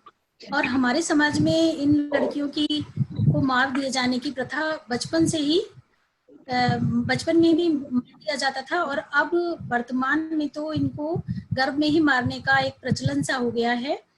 और पिछले कुछ समय में जो गर्भपात के आप आंकड़े देखें तो आप पाएंगे कि लड़कियों को बहुत अधिक मारा जा रहा है। और इसकी पीछे वजह थी कि हमारी सरकार ने कुछ समय पहले गर्भपात को लीगल बना दिया था, लेकिन उसका कारण था अनियोजित गर्भ। और हमारे समाज ने चूंकि लड़कियों को चाहते नहीं है, तो उन्होंने जो है गर्भ में लिंग परीक्षण के बाद अगर पता चलता था कि बच्ची जो है वो हेलो हेलो हेलो आवाज आ रही? बिल्कुल आप आ रही रही है। आप सुन पा रहे हैं हम सभी आपको। अच्छा, तो बच्ची को वो मारने की उन्होंने एक परंपरा सी बना ली थी। और इसमें मेन कारण था बच्ची को, जो बहुत सारे कारण होते हैं इसके, क्योंकि हमारे परिवारों में बुजुर्ग जो सदस्य होते हैं वो चाहते हैं कि लड़के ही हों और ये हमारी बुढ़ापे में देखभाल करेंगे। हमारे समाज में पहले से ही महिलाओं की स्थिति बड़ी खराब चलती आ रही है और लड़कियों को पराया धन मानते हैं, ये तो पढ़ लिख कर बाहर चली जाएंगी ऐसा कहते हैं। इसके अलावा जो दहेज व्यवस्था हमारे यहाँ है वो भी एक बहुत बड़ा कारण है, महिला और बच्चों की जो भ्रूण हत्या का कारण बनती है। अब गैर कानूनी जो लिंग परीक्षण है उसको जो गर्भपात के रूप में कानूनी मान्यता मिली और जो तकनीकी उन्नति हुई हमारे देश में, उसकी वजह से भी कन्या भ्रूण हत्या का मामला बहुत अधिक बढ़ गया। जब ये अत्यधिक बढ़ गए तो भारत में एक PNDT कानून बनाया गया 1994 में, जिसमें इन्होंने इस लिंग को तय करने वाली तकनीक के दुरुपयोग और इस्तेमाल से इसको बचाने के लिए एक अधिनियम बनाया 1994 में, जिसे लिंग चयन पर रोक कहा गया। लेकिन ये अधिनियम 1996 में लागू हो पाया। 94 में बन गया था परंतु ये लागू नहीं हो पाया। और जब लागू भी हुआ 96 में, तो इसको लागू करने के लिए पूरी पर्याप्त व्यवस्थाएं नहीं की गई। वो एक सामाजिक और एक राजनीतिक स्तर पर इसको उतना ज्यादा प्रभाव नहीं बन पाया। यहाँ पर जो नियम में अधुलेख थे वो पूरे नहीं रखे जा रहे थे, पता ही नहीं चलता था कि किसने गर्भपात कराया, क्यों कराया, कारण क्या थे, सामाजिक स्वीकृति का इसमें अभाव था। उन्होंने इसको पैसे कमाने का एक धंधा बना लिया, क्योंकि समाज में लड़कियों को पसंद नहीं किया जाता था। जब जैसे ही पता चलता था इस अल्ट्रासाउंड के माध्यम से कि गर्भ में लड़की है, तो वे उसको पैसे बनाने के लिए लोगों को बता दिया करते थे और फिर उसका गर्भपात कर दिया जाता था। तो 1994 के इस अधिनियम के प्रभावी क्रियान्वयन के लिए फिर दोबारा से एक अधिनियम लाया गया, जिसे कि PCNPNDT कानून कहा गया 2002 में। और इस तकनीक को फिर काफी कठोर करके इस अधिनियम को लागू किया गया। इसमें बहुत सारे जो विशेषताएं थी इसकी, वो मैं आपको शॉर्ट में बताना चाहूंगी। ये अधिनियम कंसेप्शन से पहले और बाद में दोनों में ही लिंग चयन पर रोक लगाने का प्रावधान करता है। और इसमें सभी जो भी परीक्षण प्रयोगशालाएं हैं उनके पंजीकरण अनिवार्य कर दिए गए। किसी भी प्रयोगशाला या केंद्र या फिर क्लिनिक जो है वो भ्रूण के लिंग निर्धारण करने के उद्देश्य से अल्ट्रासोनोग्राफी या कोई और परीक्षण नहीं करेगा, ऐसा नियम बनाया गया। कोई भी व्यक्ति गर्भवती महिला या उसके रिश्तेदारों को शब्दों, संकेतों या किसी और तरीके से ये नहीं बताएगा कि भ्रूण का लिंग क्या है। जैसे कि बहुत ऐसा देखने में आया कि राधा कृष्ण की तस्वीर लगा ली और उसमें कृष्ण जी की तरफ इशारा कर दिया या राधा जी की तरफ इशारा कर दिया, तो पता चल जाता था कि जो है वो लड़की है गर्भ में, लड़का है।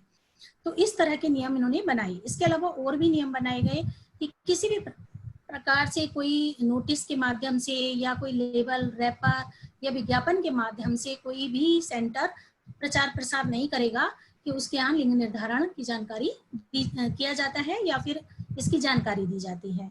इसके अलावा नियम ये भी बनाया गया कि जो भी प्रेग्नेंट लेडी होगी उसकी रिटन अनुमति के बिना या फिर उसके आइडिया लिए बिना अल्ट्रासाउंड नहीं किया जाएगा। कुछ केसेस में चूंकि अल्ट्रासाउंड करना जरूरी हो जाता है, जैसे कि मान लीजिए कोई बार बार किसी का कोई अबॉर्शन हो रहा है लेडी का, या कोई और मानसिक या किसी प्रकार की आनुवंशिक बीमारी है, या बच्चे का कुछ ग्रोथ नहीं हो रही पेट में, तो इस वजह से ये जरूरी हो जाते थे। लेकिन इसके लिए उन्होंने लिखित अनुमति अनिवार्य कर दी कि हर सेंटर पर ये लिखवाना होगा, बोर्ड लगवाना होगा कि यहाँ लिंग भ्रूण की जांच दंडनीय अपराध है, और सेंटर पर वही चिकित्सक काम करेंगे जिनका कि वहाँ पर नाम दर्ज है।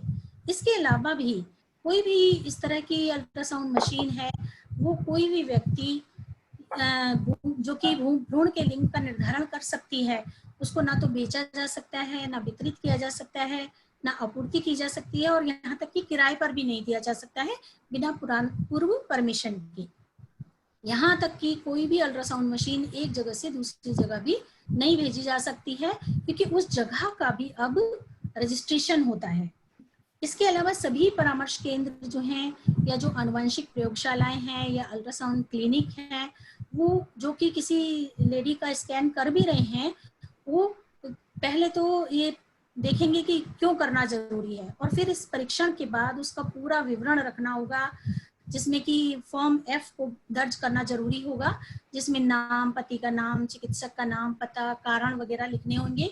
और अभी हाल में ही एक जजमेंट हुआ है, कोर्ट में मामला गया था कि वो बहुत सारी जानकारियां हैं फॉर्म F में भरी नहीं जा पाती हैं, लेकिन कोर्ट ने इसके पक्ष में कोई भी फैसला नहीं दिया, और उन्होंने कहा कि ये पूरी जानकारी न केवल आपको रखनी होगी, बल्कि इसको आपको सार्वजनिक भी करना होगा।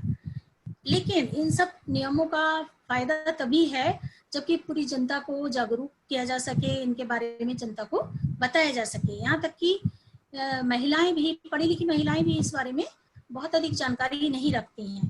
सरकार ने इस वाले कानून में ये भी अधिकार दिया है कि आपको अगर पता चल रहा है कि कोई व्यक्ति अवैध तरीके से ये करवाना चाहता है, परीक्षण करवाना चाहता है, तो आप चुपचाप जाकर अपनी शिकायत दर्ज करवा सकते हैं, और शिकायतकर्ता अपनी शिकायत जब करवाएगा तो उसको उसकी रिसीप्ट भी मिलेगी, और यदि ये रिसीप्ट आप अपने पास रखिए, और यदि इसके बाद भी कोई कार्रवाई नहीं होती है 15 दिन के अंदर, तो आप इसको जाकर शिकायत कर सकते हैं न्यायालय में, और वहां पर आपको इस केस को फ्री ऑफ कॉस्ट आगे बढ़ाया जाएगा, क्योंकि आप बाहरी व्यक्ति हैं, और इसमें आपको पूरी कार्रवाई की जानकारी दी जाएगी।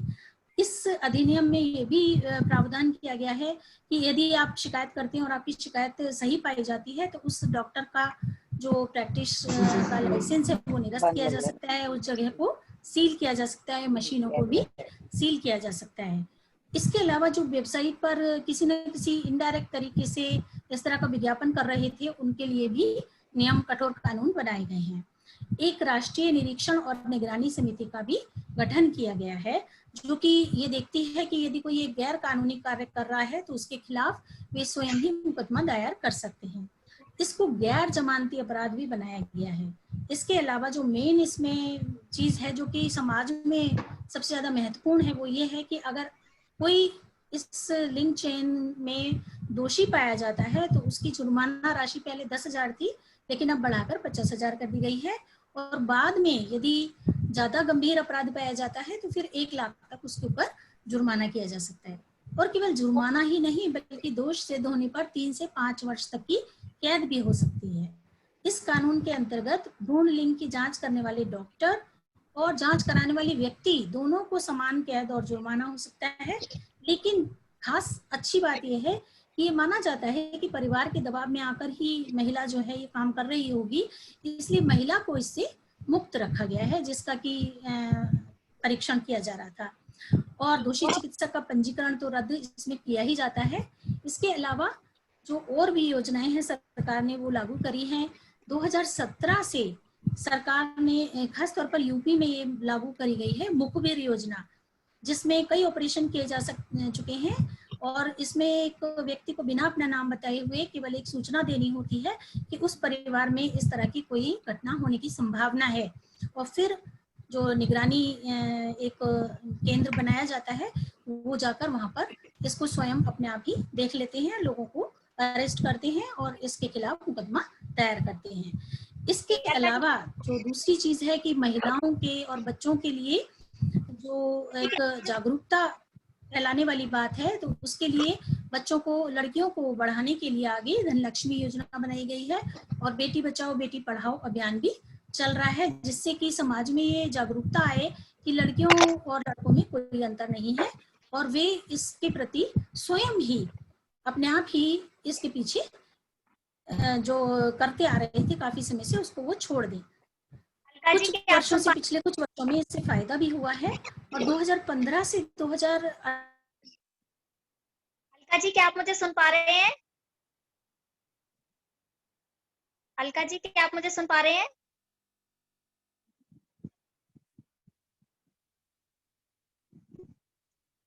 अलका जी क्या आप मुझे सुन पा रहे हैं?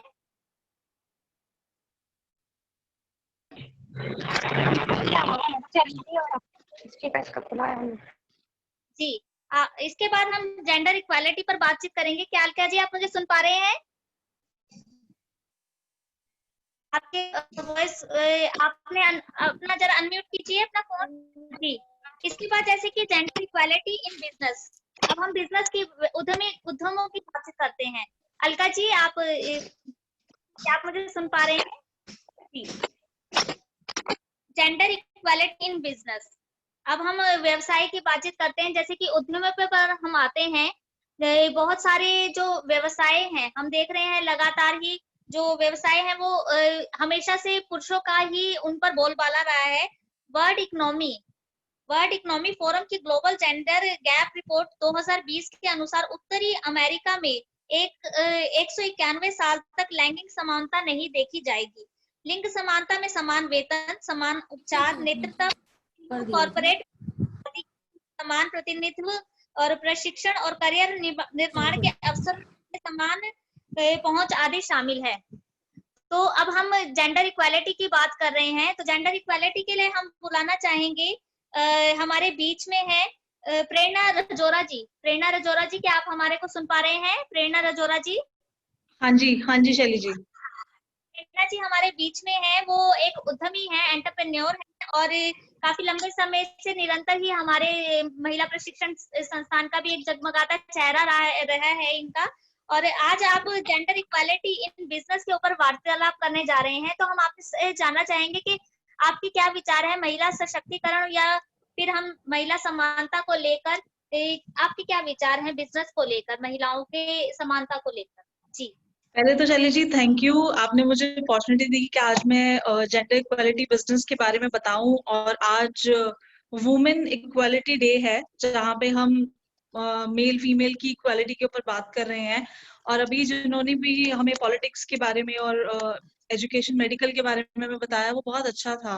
तो एक्चुअली मुझे लगता है कि मेल फीमेल की जो इक्वालिटी है ना, वो थोड़ा सा एक चैलेंज बन गई है आजकल। उसमें ये प्रॉब्लम आ गई है कि इंडिया के अंदर ना अप्रोक्सीमेट 24% ही फीमेल्स हैं जो काम करती हैं, जबकि वर्ल्ड में 48% फीमेल्स हैं जिनका एवरेज है कि जो कि ज्यादा काम करती हैं। तो अगर हमें इन इंडिया अगर हमें एक हायर रेट पे ग्रो करना है ना, तो हमें अपना ये पूरा सुनिश्चित करना पड़ेगा कि महिलाएं भी काम करें। सो बिजनेस के अंदर महिलाओं का ये है कि बहुत सारी कंपनीज हैं जो वुमेन्स के लिए ना बोर्ड में स्पेशल पोजीशन रखती हैं। जो कंपनीज अपने बोर्ड ऑफ मेंबर्स के अंदर वुमेन्स के लिए पोजीशन रखती हैं, वो कंपनीज 15% ज्यादा अच्छा परफॉर्म कर पाती हैं बकायदा उन कंपनीज से जो कि वुमेन्स को काम करने का मौका नहीं देती। आज की डेट में भी वुमेन बेशक बहुत कुछ करती है, बट कहीं ना कहीं उनको ये एहसास दिलाया जाता है कि आप एक वुमेन है, आप एक औरत है, आप ये काम नहीं कर सकती, जो कि कंप्लीटली गलत है। जब हम इक्वालिटी की बात कर रहे हैं तो इक्वालिटी सब जगह पे होनी चाहिए, चाहे हम कहीं पर भी जाएं, हम काम कर रहे हैं या हम कुछ भी कर रहे हैं, वो बहुत जरूरी है। एक रिपोर्ट के अकॉर्डिंग, हार्वर्ड बिजनेस रिव्यू है, एक रिपोर्ट है, उसके अकॉर्डिंग यही बताया गया है कि वुमेन जो है ना, इंडिया का जीडीपी 27% बेटर हो सकता है हर साल अगर वुमेन ज्यादा से ज्यादा वर्कफोर्स में आए, वुमेन ज्यादा काम करें। तो जो स्त्री पुरुष की समानता की चुनौती है ना, हम इसे थोड़ा सा बेटर कर पाएंगे अगर इंडिया के अंदर भी अभी फिलहाल जो इंडिया की जीडीपी है उसके अंदर सिर्फ 18% फीमेल्स हैं जो काम करती हैं। और अगर हम इसमें बढ़ा लें और औरतों को भी उतना ही समान दर्जा दिया जाए कि वो हर चीज को कर पाए, तो हमारी इंडिया की जो जीडीपी है वो ज्यादा बेटर कर पाएगी। उसके लिए मैंने कुछ पॉइंट्स निकाले हैं कि जो जेंडर इक्वालिटी हमारे बिजनेस के अंदर या हमारे वर्क प्लेस पे होती है, हम उन्हें अच्छा कैसा कर सकते हैं। हम मेल और फीमेल को ना इक्वल पे राइट्स पे रखें।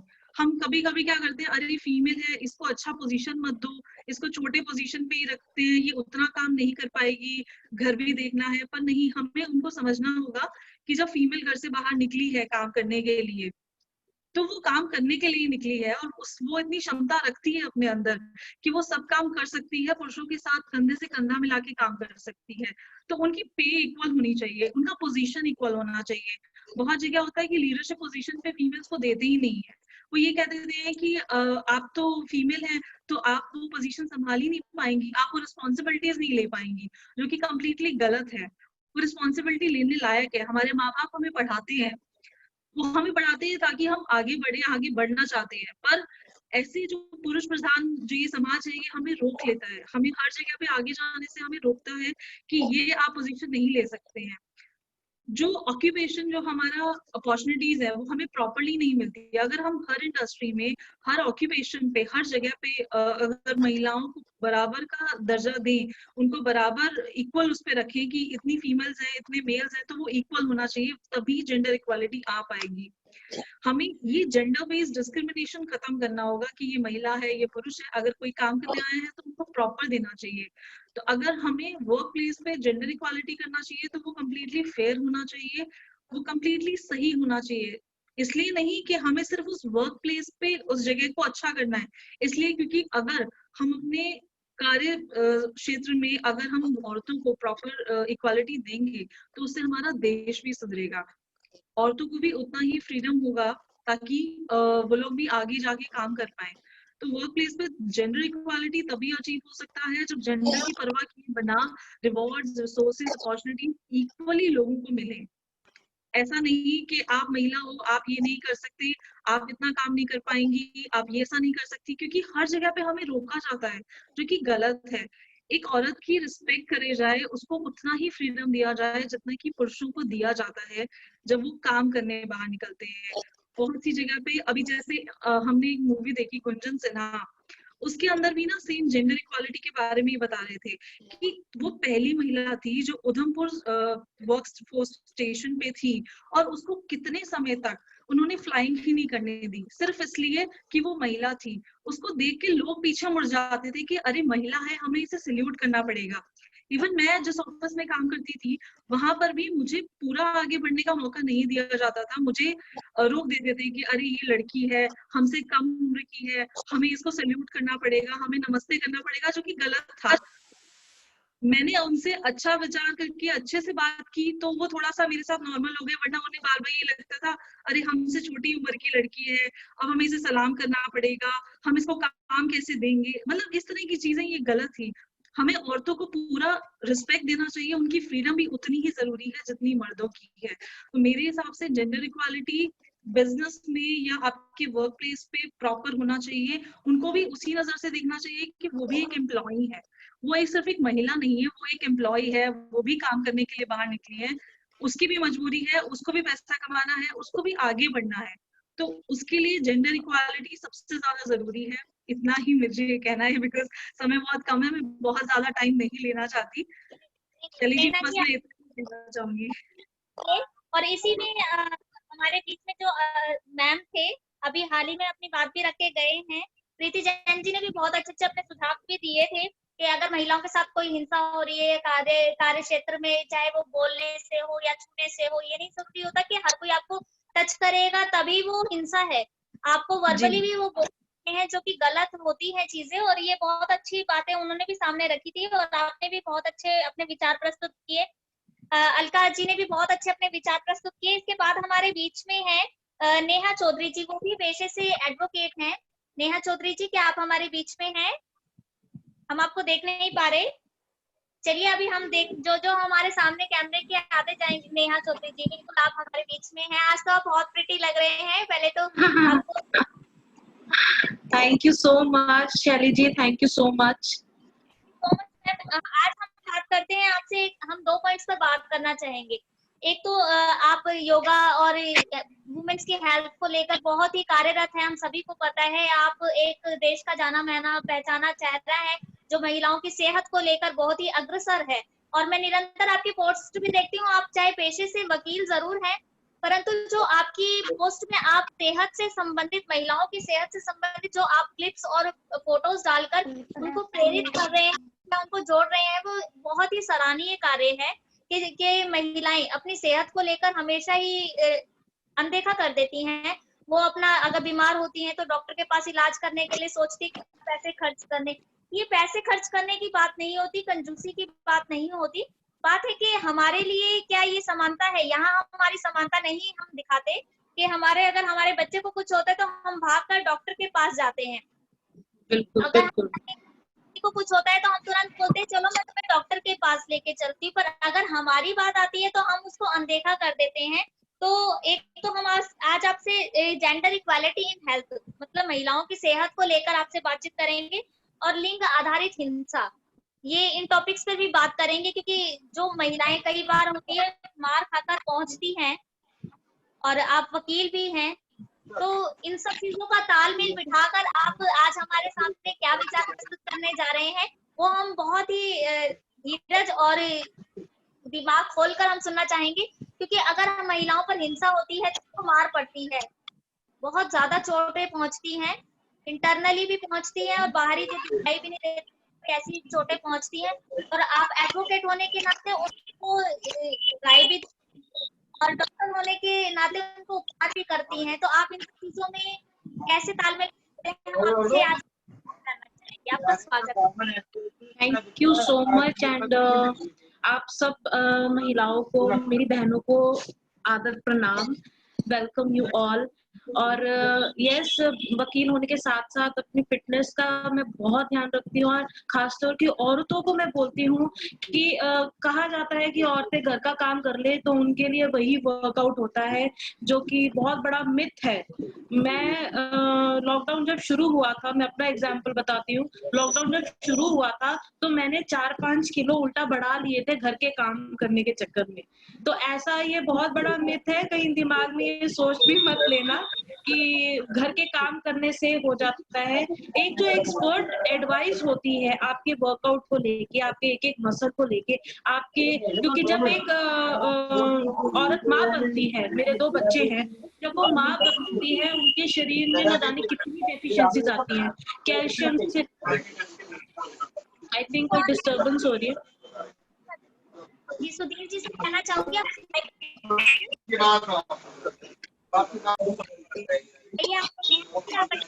तो हमारे जो शरीर में डेफिशिएंसीज आती है कैल्शियम, आयरन, विटामिन की, और औरतों में खासतौर की देखा गया है कि कैंसर के केसेस जो होते हैं ज्यादातर औरतों में होते हैं, और कैंसर कुछ नहीं होता है, डेफिशिएंसी ऑफ मल्टीविटामिन्स होता है। ये एक बहुत इम्पोर्टेंट छोटी सी बात है जो हमें नहीं पता होगा, आम इंसान को नहीं पता होता है, लेकिन डेफिशिएंसी ऑफ मल्टीविटामिन ही एक कैंसर का रूप ले लेता है। तो हमारे लिए अपने आप को फिट रखना, क्योंकि हम परिवार में वो सदस्य हैं जो पूरे परिवार का ख्याल रखते हैं, तो हमारे लिए अपना शरीर भी ठीक रखना बहुत जरूरी होता है।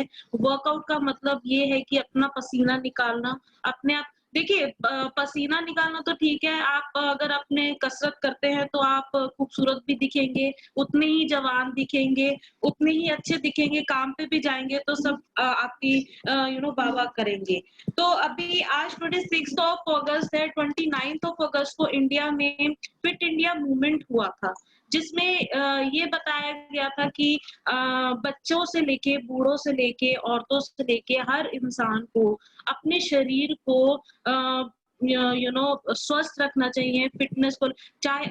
और सबसे बड़ी प्रॉब्लम आज इंडिया में जो देखी जा रही है कि औरतें इजीली रोड पे जाके वॉक नहीं कर सकती। अगर हम अपना शेड्यूल भी बना लें तो सुबह सुबह अगर हम चाहे 4-5 बजे निकल के वॉक करने जाएं तो बहुत इनसिक्योर हैं, वहां पे सबसे ज्यादा हिंसा देखी जाएगी। अभी एक यूएस में, आप इंडिया की बात कर रहे हैं, यूएस में हम अगर बात करें, एक बहुत जानी मानी रनर जो रेगुलर रन करती थी, मैराथन रन करती थी, उनका किडनैप हुआ, उनका रेप हुआ। ये बातें जब हम सुनते हैं औरतों के अगेंस्ट जो हिंसा होती है, तो हम सोच के भी हैरान होते हैं कि औरतें कहाँ सेफ हैं। कब वो घर से जैसे ही कदम बाहर निकालती है, वो ये हमेशा एक डर होता है, यार मेरे साथ कुछ हो तो नहीं जाएगा, यार मेरे साथ कुछ हो तो नहीं जाएगा, वो हमेशा एक डर में रहती है। सबसे जब हम हिंसा की बात करते हैं, डोमेस्टिक वायलेंस, इस लॉकडाउन में आप बिलीव नहीं करेंगे 50% राइज हुआ है डोमेस्टिक वायलेंस का। 50% बहुत ज्यादा होता है। डेली के 3 से 4 कॉल्स मैंने अटेंड किए हैं, उनके मैंने चोटें देखी हैं घर में। और ये नहीं है कि आप सोचेंगे कि ये छोटे घरों में होता है, ये हर क्लास में होता है, मिडिल क्लास, लोअर क्लास या अपर क्लास, हर क्लास में ये हो रहा है। तो ये तो अब औरतों के लिए कल जब आपने शैली जी ये शेयर किया था क्रिएटिव, तो मैंने अपनी स्टोरी में डाला, तो कुछ महाशय उठ के आए और मुझे बोलने लगे कि इक्वालिटी सिर्फ औरतों के लिए क्यों है। मैंने कहा भाई इक्वालिटी क्योंकि आप ही लोग थे जो हम पे हिंसा करते आए इतने सालों से, तो आप ही पूछ रहे हो। नहीं, मैटरनिटी लीव तो जी आदमियों को भी मिलना चाहिए, क्योंकि उन्हें अपनी बीवियों की सेवा, तो अगर सब बाहर निकल आएंगे तो ये कैसे पॉसिबल होगा, ये कैसे मुमकिन होगा, मैं समझ नहीं पा रही हूँ।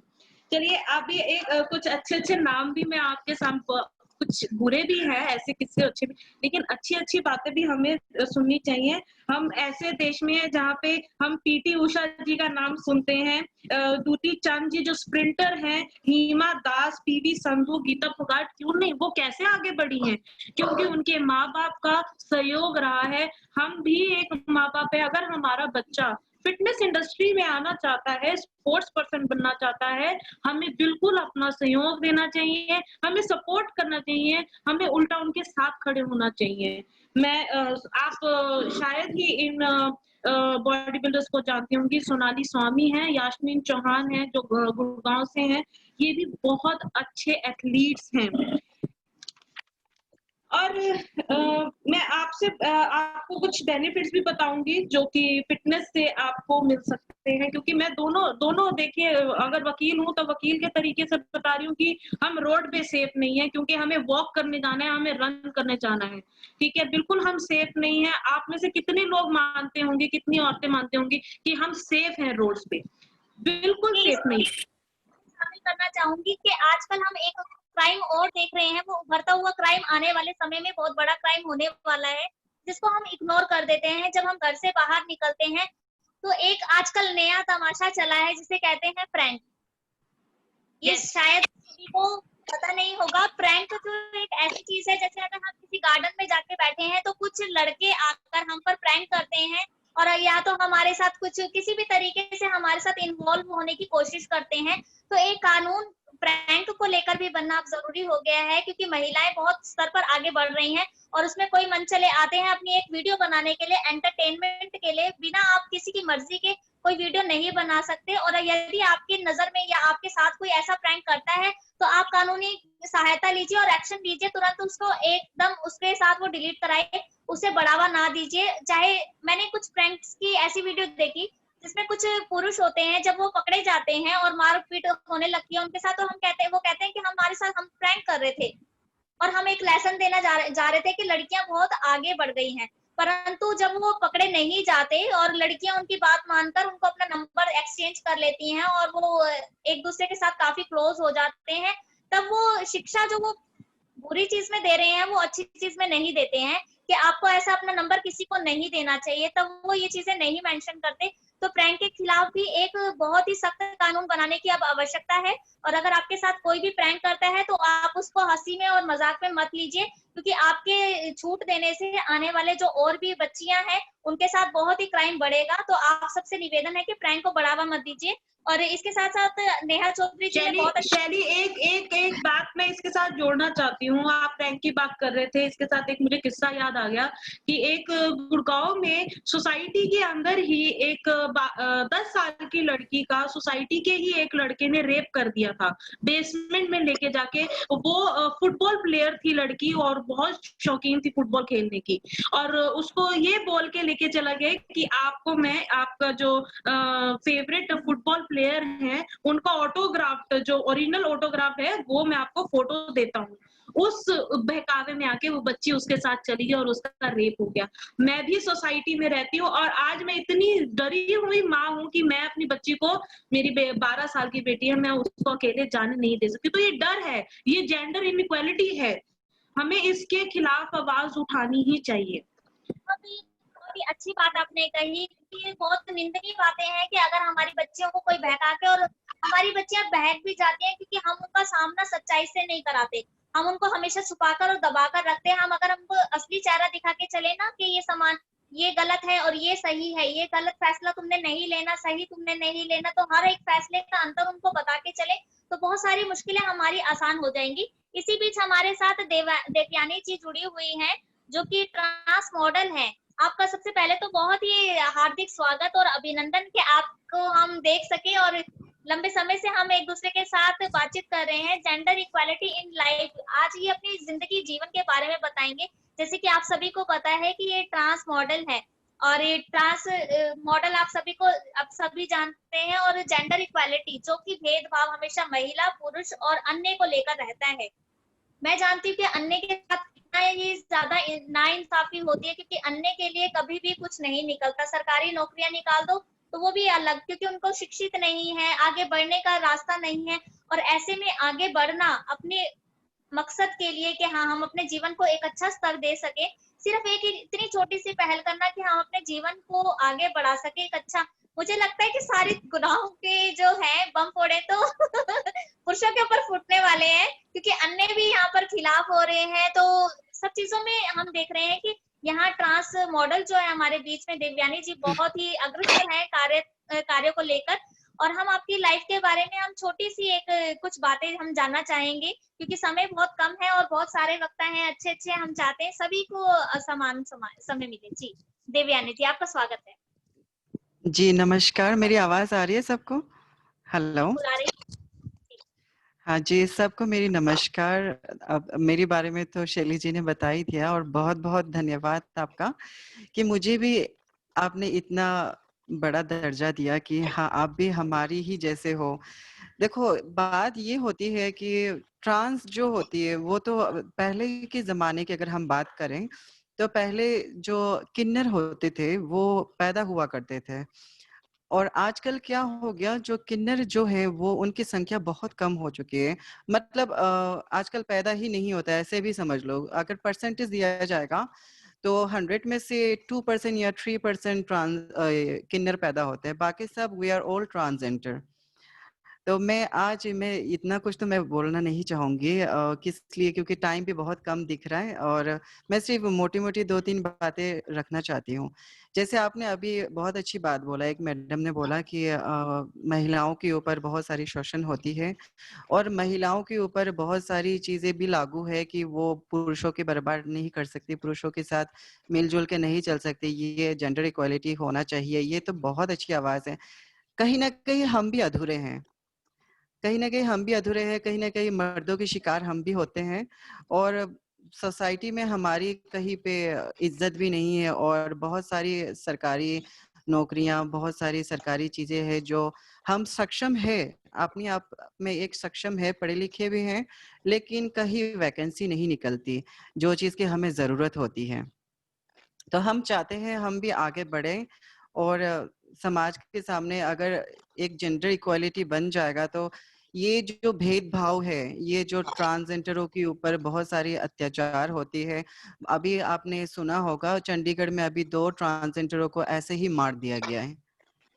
तो ये चीज नहीं होती अगर ये हमारी पास भी कोई पावर होता है। वैसे तो 377 लागू होने के बाद बहुत चीजें हो चुकी है, बहुत डेवलप भी हो रही है और मेरी जो अभी गुरु बनी है वो धनंजय चौहान माँ है, जो वो भी ह्यूमन राइट के ऊपर काम कर रही है, ह्यूमन राइट के ऊपर PhD कर रही है।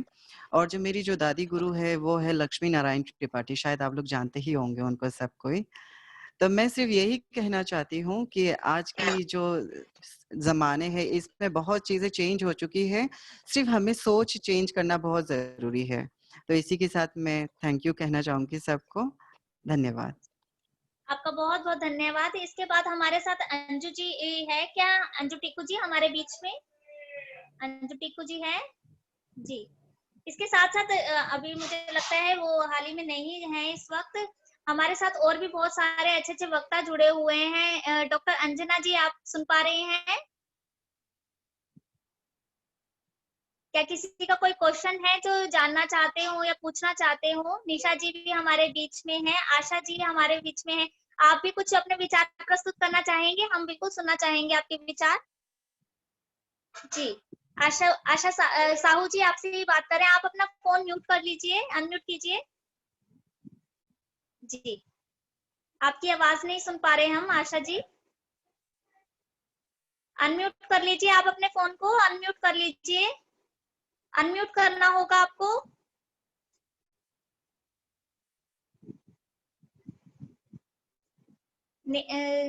इसके अलावा कोई, निशा जी आप कुछ कहना चाहेंगे? रुचि, आप कुछ कहना चाहेंगे? अपने विचार देना चाहेंगे? रुचि जी, नितिन जी हमारे बीच में है। नितिन जी, आप अपने विचार कुछ देना चाहेंगे? जी, हम चाहेंगे कि सभी बहनें जो जुड़ी हुई हैं बहुत लंबे समय से, वो अपने, गायत्री जी आप कुछ कहना चाहेंगे? आशा जी, अब आपका माइक अनम्यूट हो गया, आप मुझे सुन पा रहे हैं और हम आपको सुन पाएंगे, तो हम आपके 2 मिनट चाहेंगे। आज का वेबिनार आपको कैसा लगा? बहुत अच्छा लगा, सब बहनों को सुना, काफी अच्छा लगा। और यही है कि समान तो होना चाहिए, बेटा हो या बेटी हो सबको एक समान समझो, सबको एक समान दर्जा दो, महिला हो या पुरुष सब बराबरी से। गाड़ी के 2 पहिए बराबर चलेंगे, ज्यादा अच्छा लगेगा। घर किसी के ना टूटे, परिवार किसी के ना टूटे, बस यही मन में विचार है। भाई बेटा भी है तो अपना और बेटी भी है तो अपनी है। शिक्षा अच्छी दो, बेटा बेटी दोनों को शिक्षा अच्छी दो, सबको एक समान समझो। मैं तो 1-2 पंक्ति कहना चाहूंगी, माता पिता की 2 संतान, बेटा बेटी एक समान। वेरी गुड, भाई क्लैपिंग हो जाए आपके। तो इसके साथ साथ हमारे साथ कहना चाहती हूँ। जी, आप कुछ धन्यवाद सबका। आप अपना फोन अनम्यूट कर लीजिए गायत्री जी, आप अनम्यूट कर लीजिए, अपना फोन अनम्यूट कर लीजिए। आपकी आवाज हम नहीं सुन पा रहे हैं गायत्री जी। निशा जी आप, गायत्री जी आप फोन अनम्यूट कर लीजिए, आपकी आवाज नहीं सुन पा रहे हैं हम। निशा जी, आप इसके बाद, निशा जी तैयार रहिए, अनम्यूट कर लीजिए आप अपना फोन। गायत्री जी अनम्यूट कर लीजिए अपना फोन, आपकी आवाज नहीं सुन पा रहे हम। गायत्री जी, आपकी आवाज नहीं सुन पा रहे, आप अपना फोन अनम्यूट कर लीजिए, आपके वॉइस नहीं सुन पा रहे हम। ऑडियो ठीक कीजिए, आप अपना, आवाज नहीं आ रही आपकी। निशा जी, इसके बाद है ये, यहाँ पर हमारे साथ है डॉक्टर ममता यादव जी हमारे बीच में। आप अपने विचार कुछ देना चाहेंगे? कृपया सभी बहनों से निवेदन है, अपने म्यूट कर लीजिए, अनम्यूट कर लीजिए अपने। मैं बहुत खुश हूँ आज इस प्लेटफॉर्म पे आप लोग के बीच आ सकी। मैं डॉक्टर ममता यादव, मातृ मंडल सेवा भारती की प्रांतीय उपाध्यक्ष हूँ। और ये सही बात है कि आज हम लोग, जो मेरी बेटियां हैं, या हम लोग थोड़ा अनसेफ फील करते हैं। अगर हम 11 बजे भी अगर लौटे तो एक मन में कहीं ना कहीं डर है, लेकिन इसके पीछे वजह भी तलाशनी है कि हम लोग क्यों इतना डरे हैं कि अगर बेटियां भी आती हैं तो भविष्य की चिंता होती है। कहीं ना कहीं कुछ तो खामियां हैं और हमारी कानून व्यवस्था लचर है, पुलिस व्यवस्था लचर है, प्रशासन मजबूत नहीं है। ये सारी खामियां हैं हमारे प्रशासन का जो स्तर है कि तुरंत से तुरंत सजा दी जाए, वो भी अच्छी नहीं है। तो अगर हमारी कानून व्यवस्था अच्छी नहीं होगी तो इनसिक्योरिटी हमारे लाइफ में रहेगी, हमारी बेटियों में रहेगी। इसलिए आने वाले समय में लोग भ्रूण हत्या जैसे काम करेंगी महिलाएं, और महिलाएं जननी है, उनको इससे रोकना पड़ेगा। आने वाले समय में अपनी बेटियों को नई दिशा, नया जीवन दें। इसके लिए बहुत जरूरी है कि उनको अधिक से अधिक हम सरकार से ये बोले कि कानून व्यवस्था मजबूत करे, जिससे हमें ये डर न रहे कि बेटियों का भविष्य हमारा अंधकार में न रहे। अधिक से अधिक उन्हें शिक्षा देनी है, धर्म, संस्कार, ये सारी बातें जोड़ करके हमें देखना है। और बेहतर भविष्य की कामना तभी की जा सकती है कि हमारी कानून व्यवस्था मजबूत होगी। अगर कानून व्यवस्था अच्छी होगी तो वो डर, वो जो हम सहमे रहते हैं, वो असुरक्षा की भावना हमेशा के लिए हट जाएगी। इसलिए हम यही, आप सभी लोग से चाहते हैं कि हम उन बेटियों के लिए जो कि कम उम्र में जिनका रेप होता है, या उन महिलाएं जो बाहर निकलती है उनके लिए भद्दे कमेंट्स किए जाते हैं, आज भी हमें अच्छा नहीं लगता। हम जब समाज में निकलते हैं कभी कभी तो लगता है कि हम कितने बड़े बड़े काम कर रहे हैं, लेकिन जब लौटते अपने घर की ओर से एक सहमा सा दिल कहीं ना कहीं लगता है। तो इस असुरक्षा को दूर करने के लिए कानून व्यवस्था मजबूत होना बहुत जरूरी है। और सचमुच हम जननी है और अपनी माँ बहनों से यही कहना चाहेंगे कि अपनी बेटियों को शिक्षा दें और धर्म के पास रखें, तो शायद उनका जीवन ज्यादा सुखमय होगा। और हम सब देखें, एक समय था जब हम वेदों पुराणों में देखते हैं, गार्गी जो एक विदेशी महिला थी, उनका साक्षात्कार होता था बड़े बड़े संतों के साथ। तो आज हम उसी मुकाम पे हैं, बस थोड़ा हम सबको एक पूरे योग के साथ डट करके मुकाबला करना है इस समाज का। और सचमुच हम पुरुषों के बराबर नहीं, पुरुषों के आगे ही है, क्योंकि वो शक्ति संयम धैर्य वो हम लोग में है जो पुरुष में नहीं होता है। इसलिए हम सब मिल करके इस शक्ति को मजबूत करें, कानून व्यवस्था को मजबूत करें और सरकार से अपील करें कि ये कानून और मजबूत करें, जिससे हम लोग सुरक्षा की भावना फील करें। धन्यवाद। बहुत अच्छे विचार आपके, थैंक यू सो मच ममता जी। इसके साथ साथ हमारे बीच में एक समाज सेविका है, हमारी पुरानी कार्यकर्ता रुचि जी। रुचि जी आप कैसे हैं, पहले तो आपसे जानना चाहेंगे। जी रुचि जी, आपके क्या विचार है जेंडर इक्वालिटी को लेकर? मुझे सुन पा रहे हैं? जी बिल्कुल सुन पा रहे हैं। जेंडर इक्वालिटी को लेकर आपके हम विचार जानना चाहेंगे। पहले सभी को महिला पोषण संस्थान की तरफ से, मेरे तरफ से नमस्कार। और जैसे कि आज जेंडर इक्वालिटी के बारे में बातें हो रही हैं, तो मेरे मन में बचपन से एक विचार होता था। मैं जब थोड़ी संभली, थोड़ी बड़ी सी हुई, स्कूल जाने लगी, तो लड़की लड़के में भेदभाव, ये सब चीजें बचपन से आनी शुरू हो जाती हैं कि हमारे साथ ऐसा क्यों हो रहा है, भाई के साथ ऐसा क्यों हो रहा है, ऐसा नहीं होना चाहिए। पर अब धीरे धीरे जैसे मैं बड़ी होती जा रही हूँ, तो मेरे अब समझ में आता है एक औरत ही एक लड़की को जन्म देते हुए क्यों हिचकिचाती है। वो इसलिए हिचकिचाती है कि उसको डर होता है कि जब ये बड़ी हो जाएगी इसको लड़का कैसा मिलेगा, इसकी शादी हम करेंगे, घर परिवार कैसा होगा, वो इस डर की वजह से, और जो हम पे बीता है वो हमारी बेटी पे ना बीते, इसलिए लोगों की थिंकिंग ये होती चली गई कि बेटियों को मार दो, बेटों को बढ़ावा दे दो। ये चीजें शायद मुझे, जितना मैं अब तक सोच पाई हूँ, समझ पाई हूँ, मुझे यही फील हुआ है कि बेटी को लड़का अच्छा मिलेगा या नहीं मिलेगा, ये बहुत ज्यादा डर होता है लोगों के अंदर। जी, और आपके ये विचार हम समझ भी पा रहे हैं, क्योंकि आपकी अभी नई नई शादी हुई है, तो और आने ये कोरोना काल में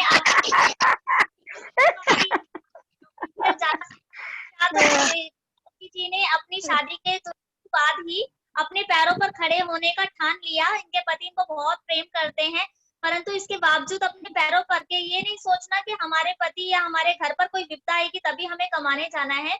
और इस बीच आपने सशक्त कदम उठाए कि आपने तुरंत अपना जो पार्लर आप खोलना चाहते थे उसको आपने एक जीता जागता पार्लर का रूप दे दिया। इसमें ये बेहद सराहनीय है कि कोरोना काल में आपने अपने आप को खुद को मजबूत करके पैरों पर बुलंदी से खड़ा किया है। इसके साथ साथ हमारे साथ निशा जी हैं, पुष्पा देवी जी, डॉक्टर कविता जी हैं, और मैं चाहती हूँ जो इस टाइम ऑनलाइन है वो कृपया चेहरे दिखाएं और हम उनसे भी उनके विचार जानना चाहेंगे।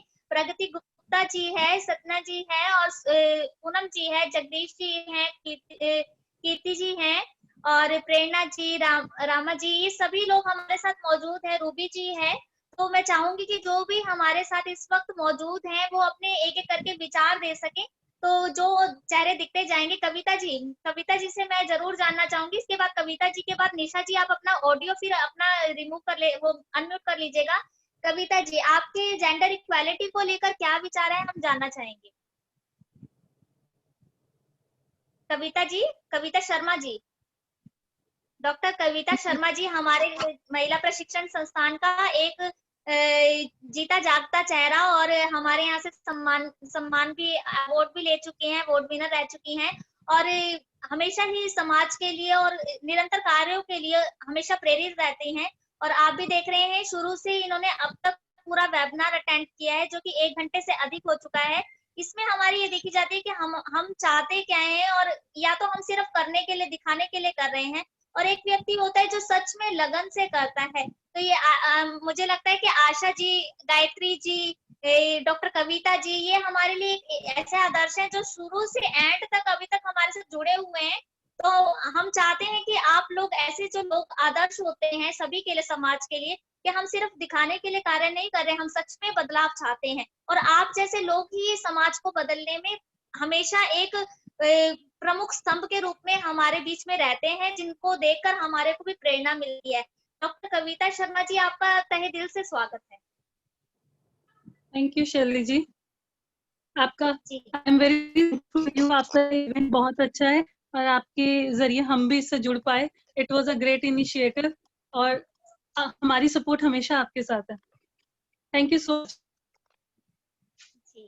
जेंडर इक्वालिटी को लेकर आप अपने 2 लाइन के विचार कहिए, हम आपसे सुनना चाहेंगे। जेंडर इक्वालिटी को लेकर आप क्योंकि डॉक्टर हैं, ऐसे में आपके विचार 2 लाइन के हम जरूर जानना चाहेंगे।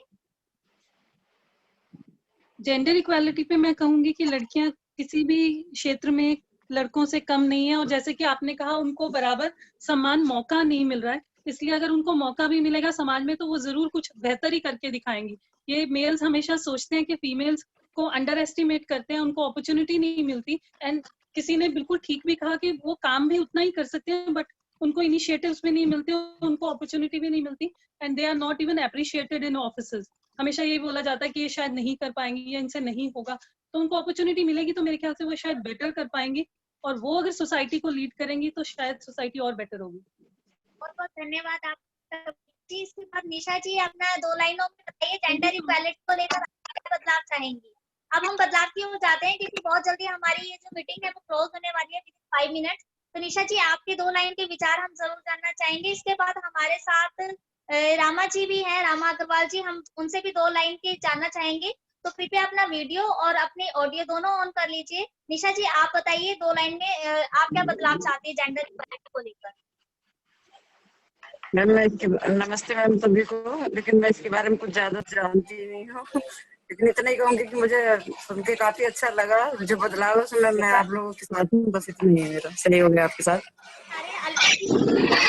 बहुत ही सराहनीय आज मैं कहना चाहूंगी कि अलका जी के विचार और प्रीति जी के विचार बहुत ही सराहनीय रहे कि उन्होंने इतने अच्छे से हमें डिस्क्राइब करके एक एक मुद्दे के बारे में बताया, जो कि हमारे लिए बहुत जरूरी था। और रामा जी, क्या आप हमें सुन पा रहे हैं? इसके साथ साथ देवयानी जी ने अपना अनुभव हमारे साथ बांटा, आप सभी, नेहा जी ने हमारे साथ अपने विचार बांटे और ऋचा जी ने, अलका रानी जी ने। अलका जी के विचार मुझे बहुत अच्छे लगे। अलका जी को लगा होगा कि बीच में आपकी वॉइस कट हो गई, ऐसा कुछ नहीं था। आपकी बिल्कुल हमारे को पूरी बात सुनी है और हमें बहुत पसंद भी आई, परंतु जैसे कि समय का अभाव था तो हमें फिर टॉपिक चेंज करने के लिए आपके पास हमारी आवाज पहुंच नहीं रही थी, तो बीच में हमने 2-3 बार फोटो आपके साथ अटैच की थी, परंतु हमने आपकी पूरी बात सुनी है और हमारे पास बिल्कुल आपके बातें अच्छे से विचार पहुंचे हैं।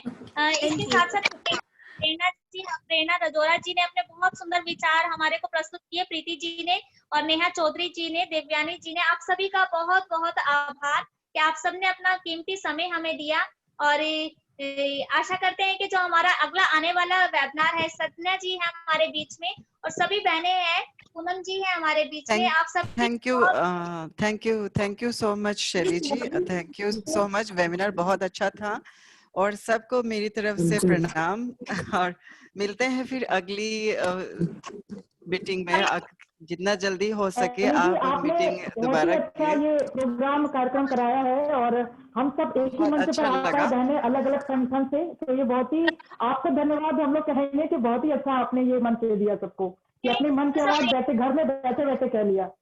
जी, पहला प्रयत्न रहा क्योंकि मैं चाहूंगी कि बहुत जल्दी से मैं बता दूं कि हमारा नेट खत्म होने वाला है, 90% खत्म हो चुका है तो हम रुकावटें भी लेकर चल रहे हैं, इसीलिए मैं आप सभी से कहना चाहूंगी कि मेरा फोन बंद होने वाला है और परंतु आप सबके साथ शैली जी बहुत बहुत धन्यवाद।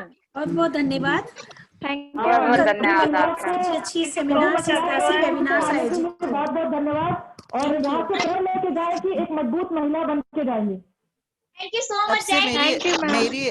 मेरी सबसे एक ही विनती है कि आप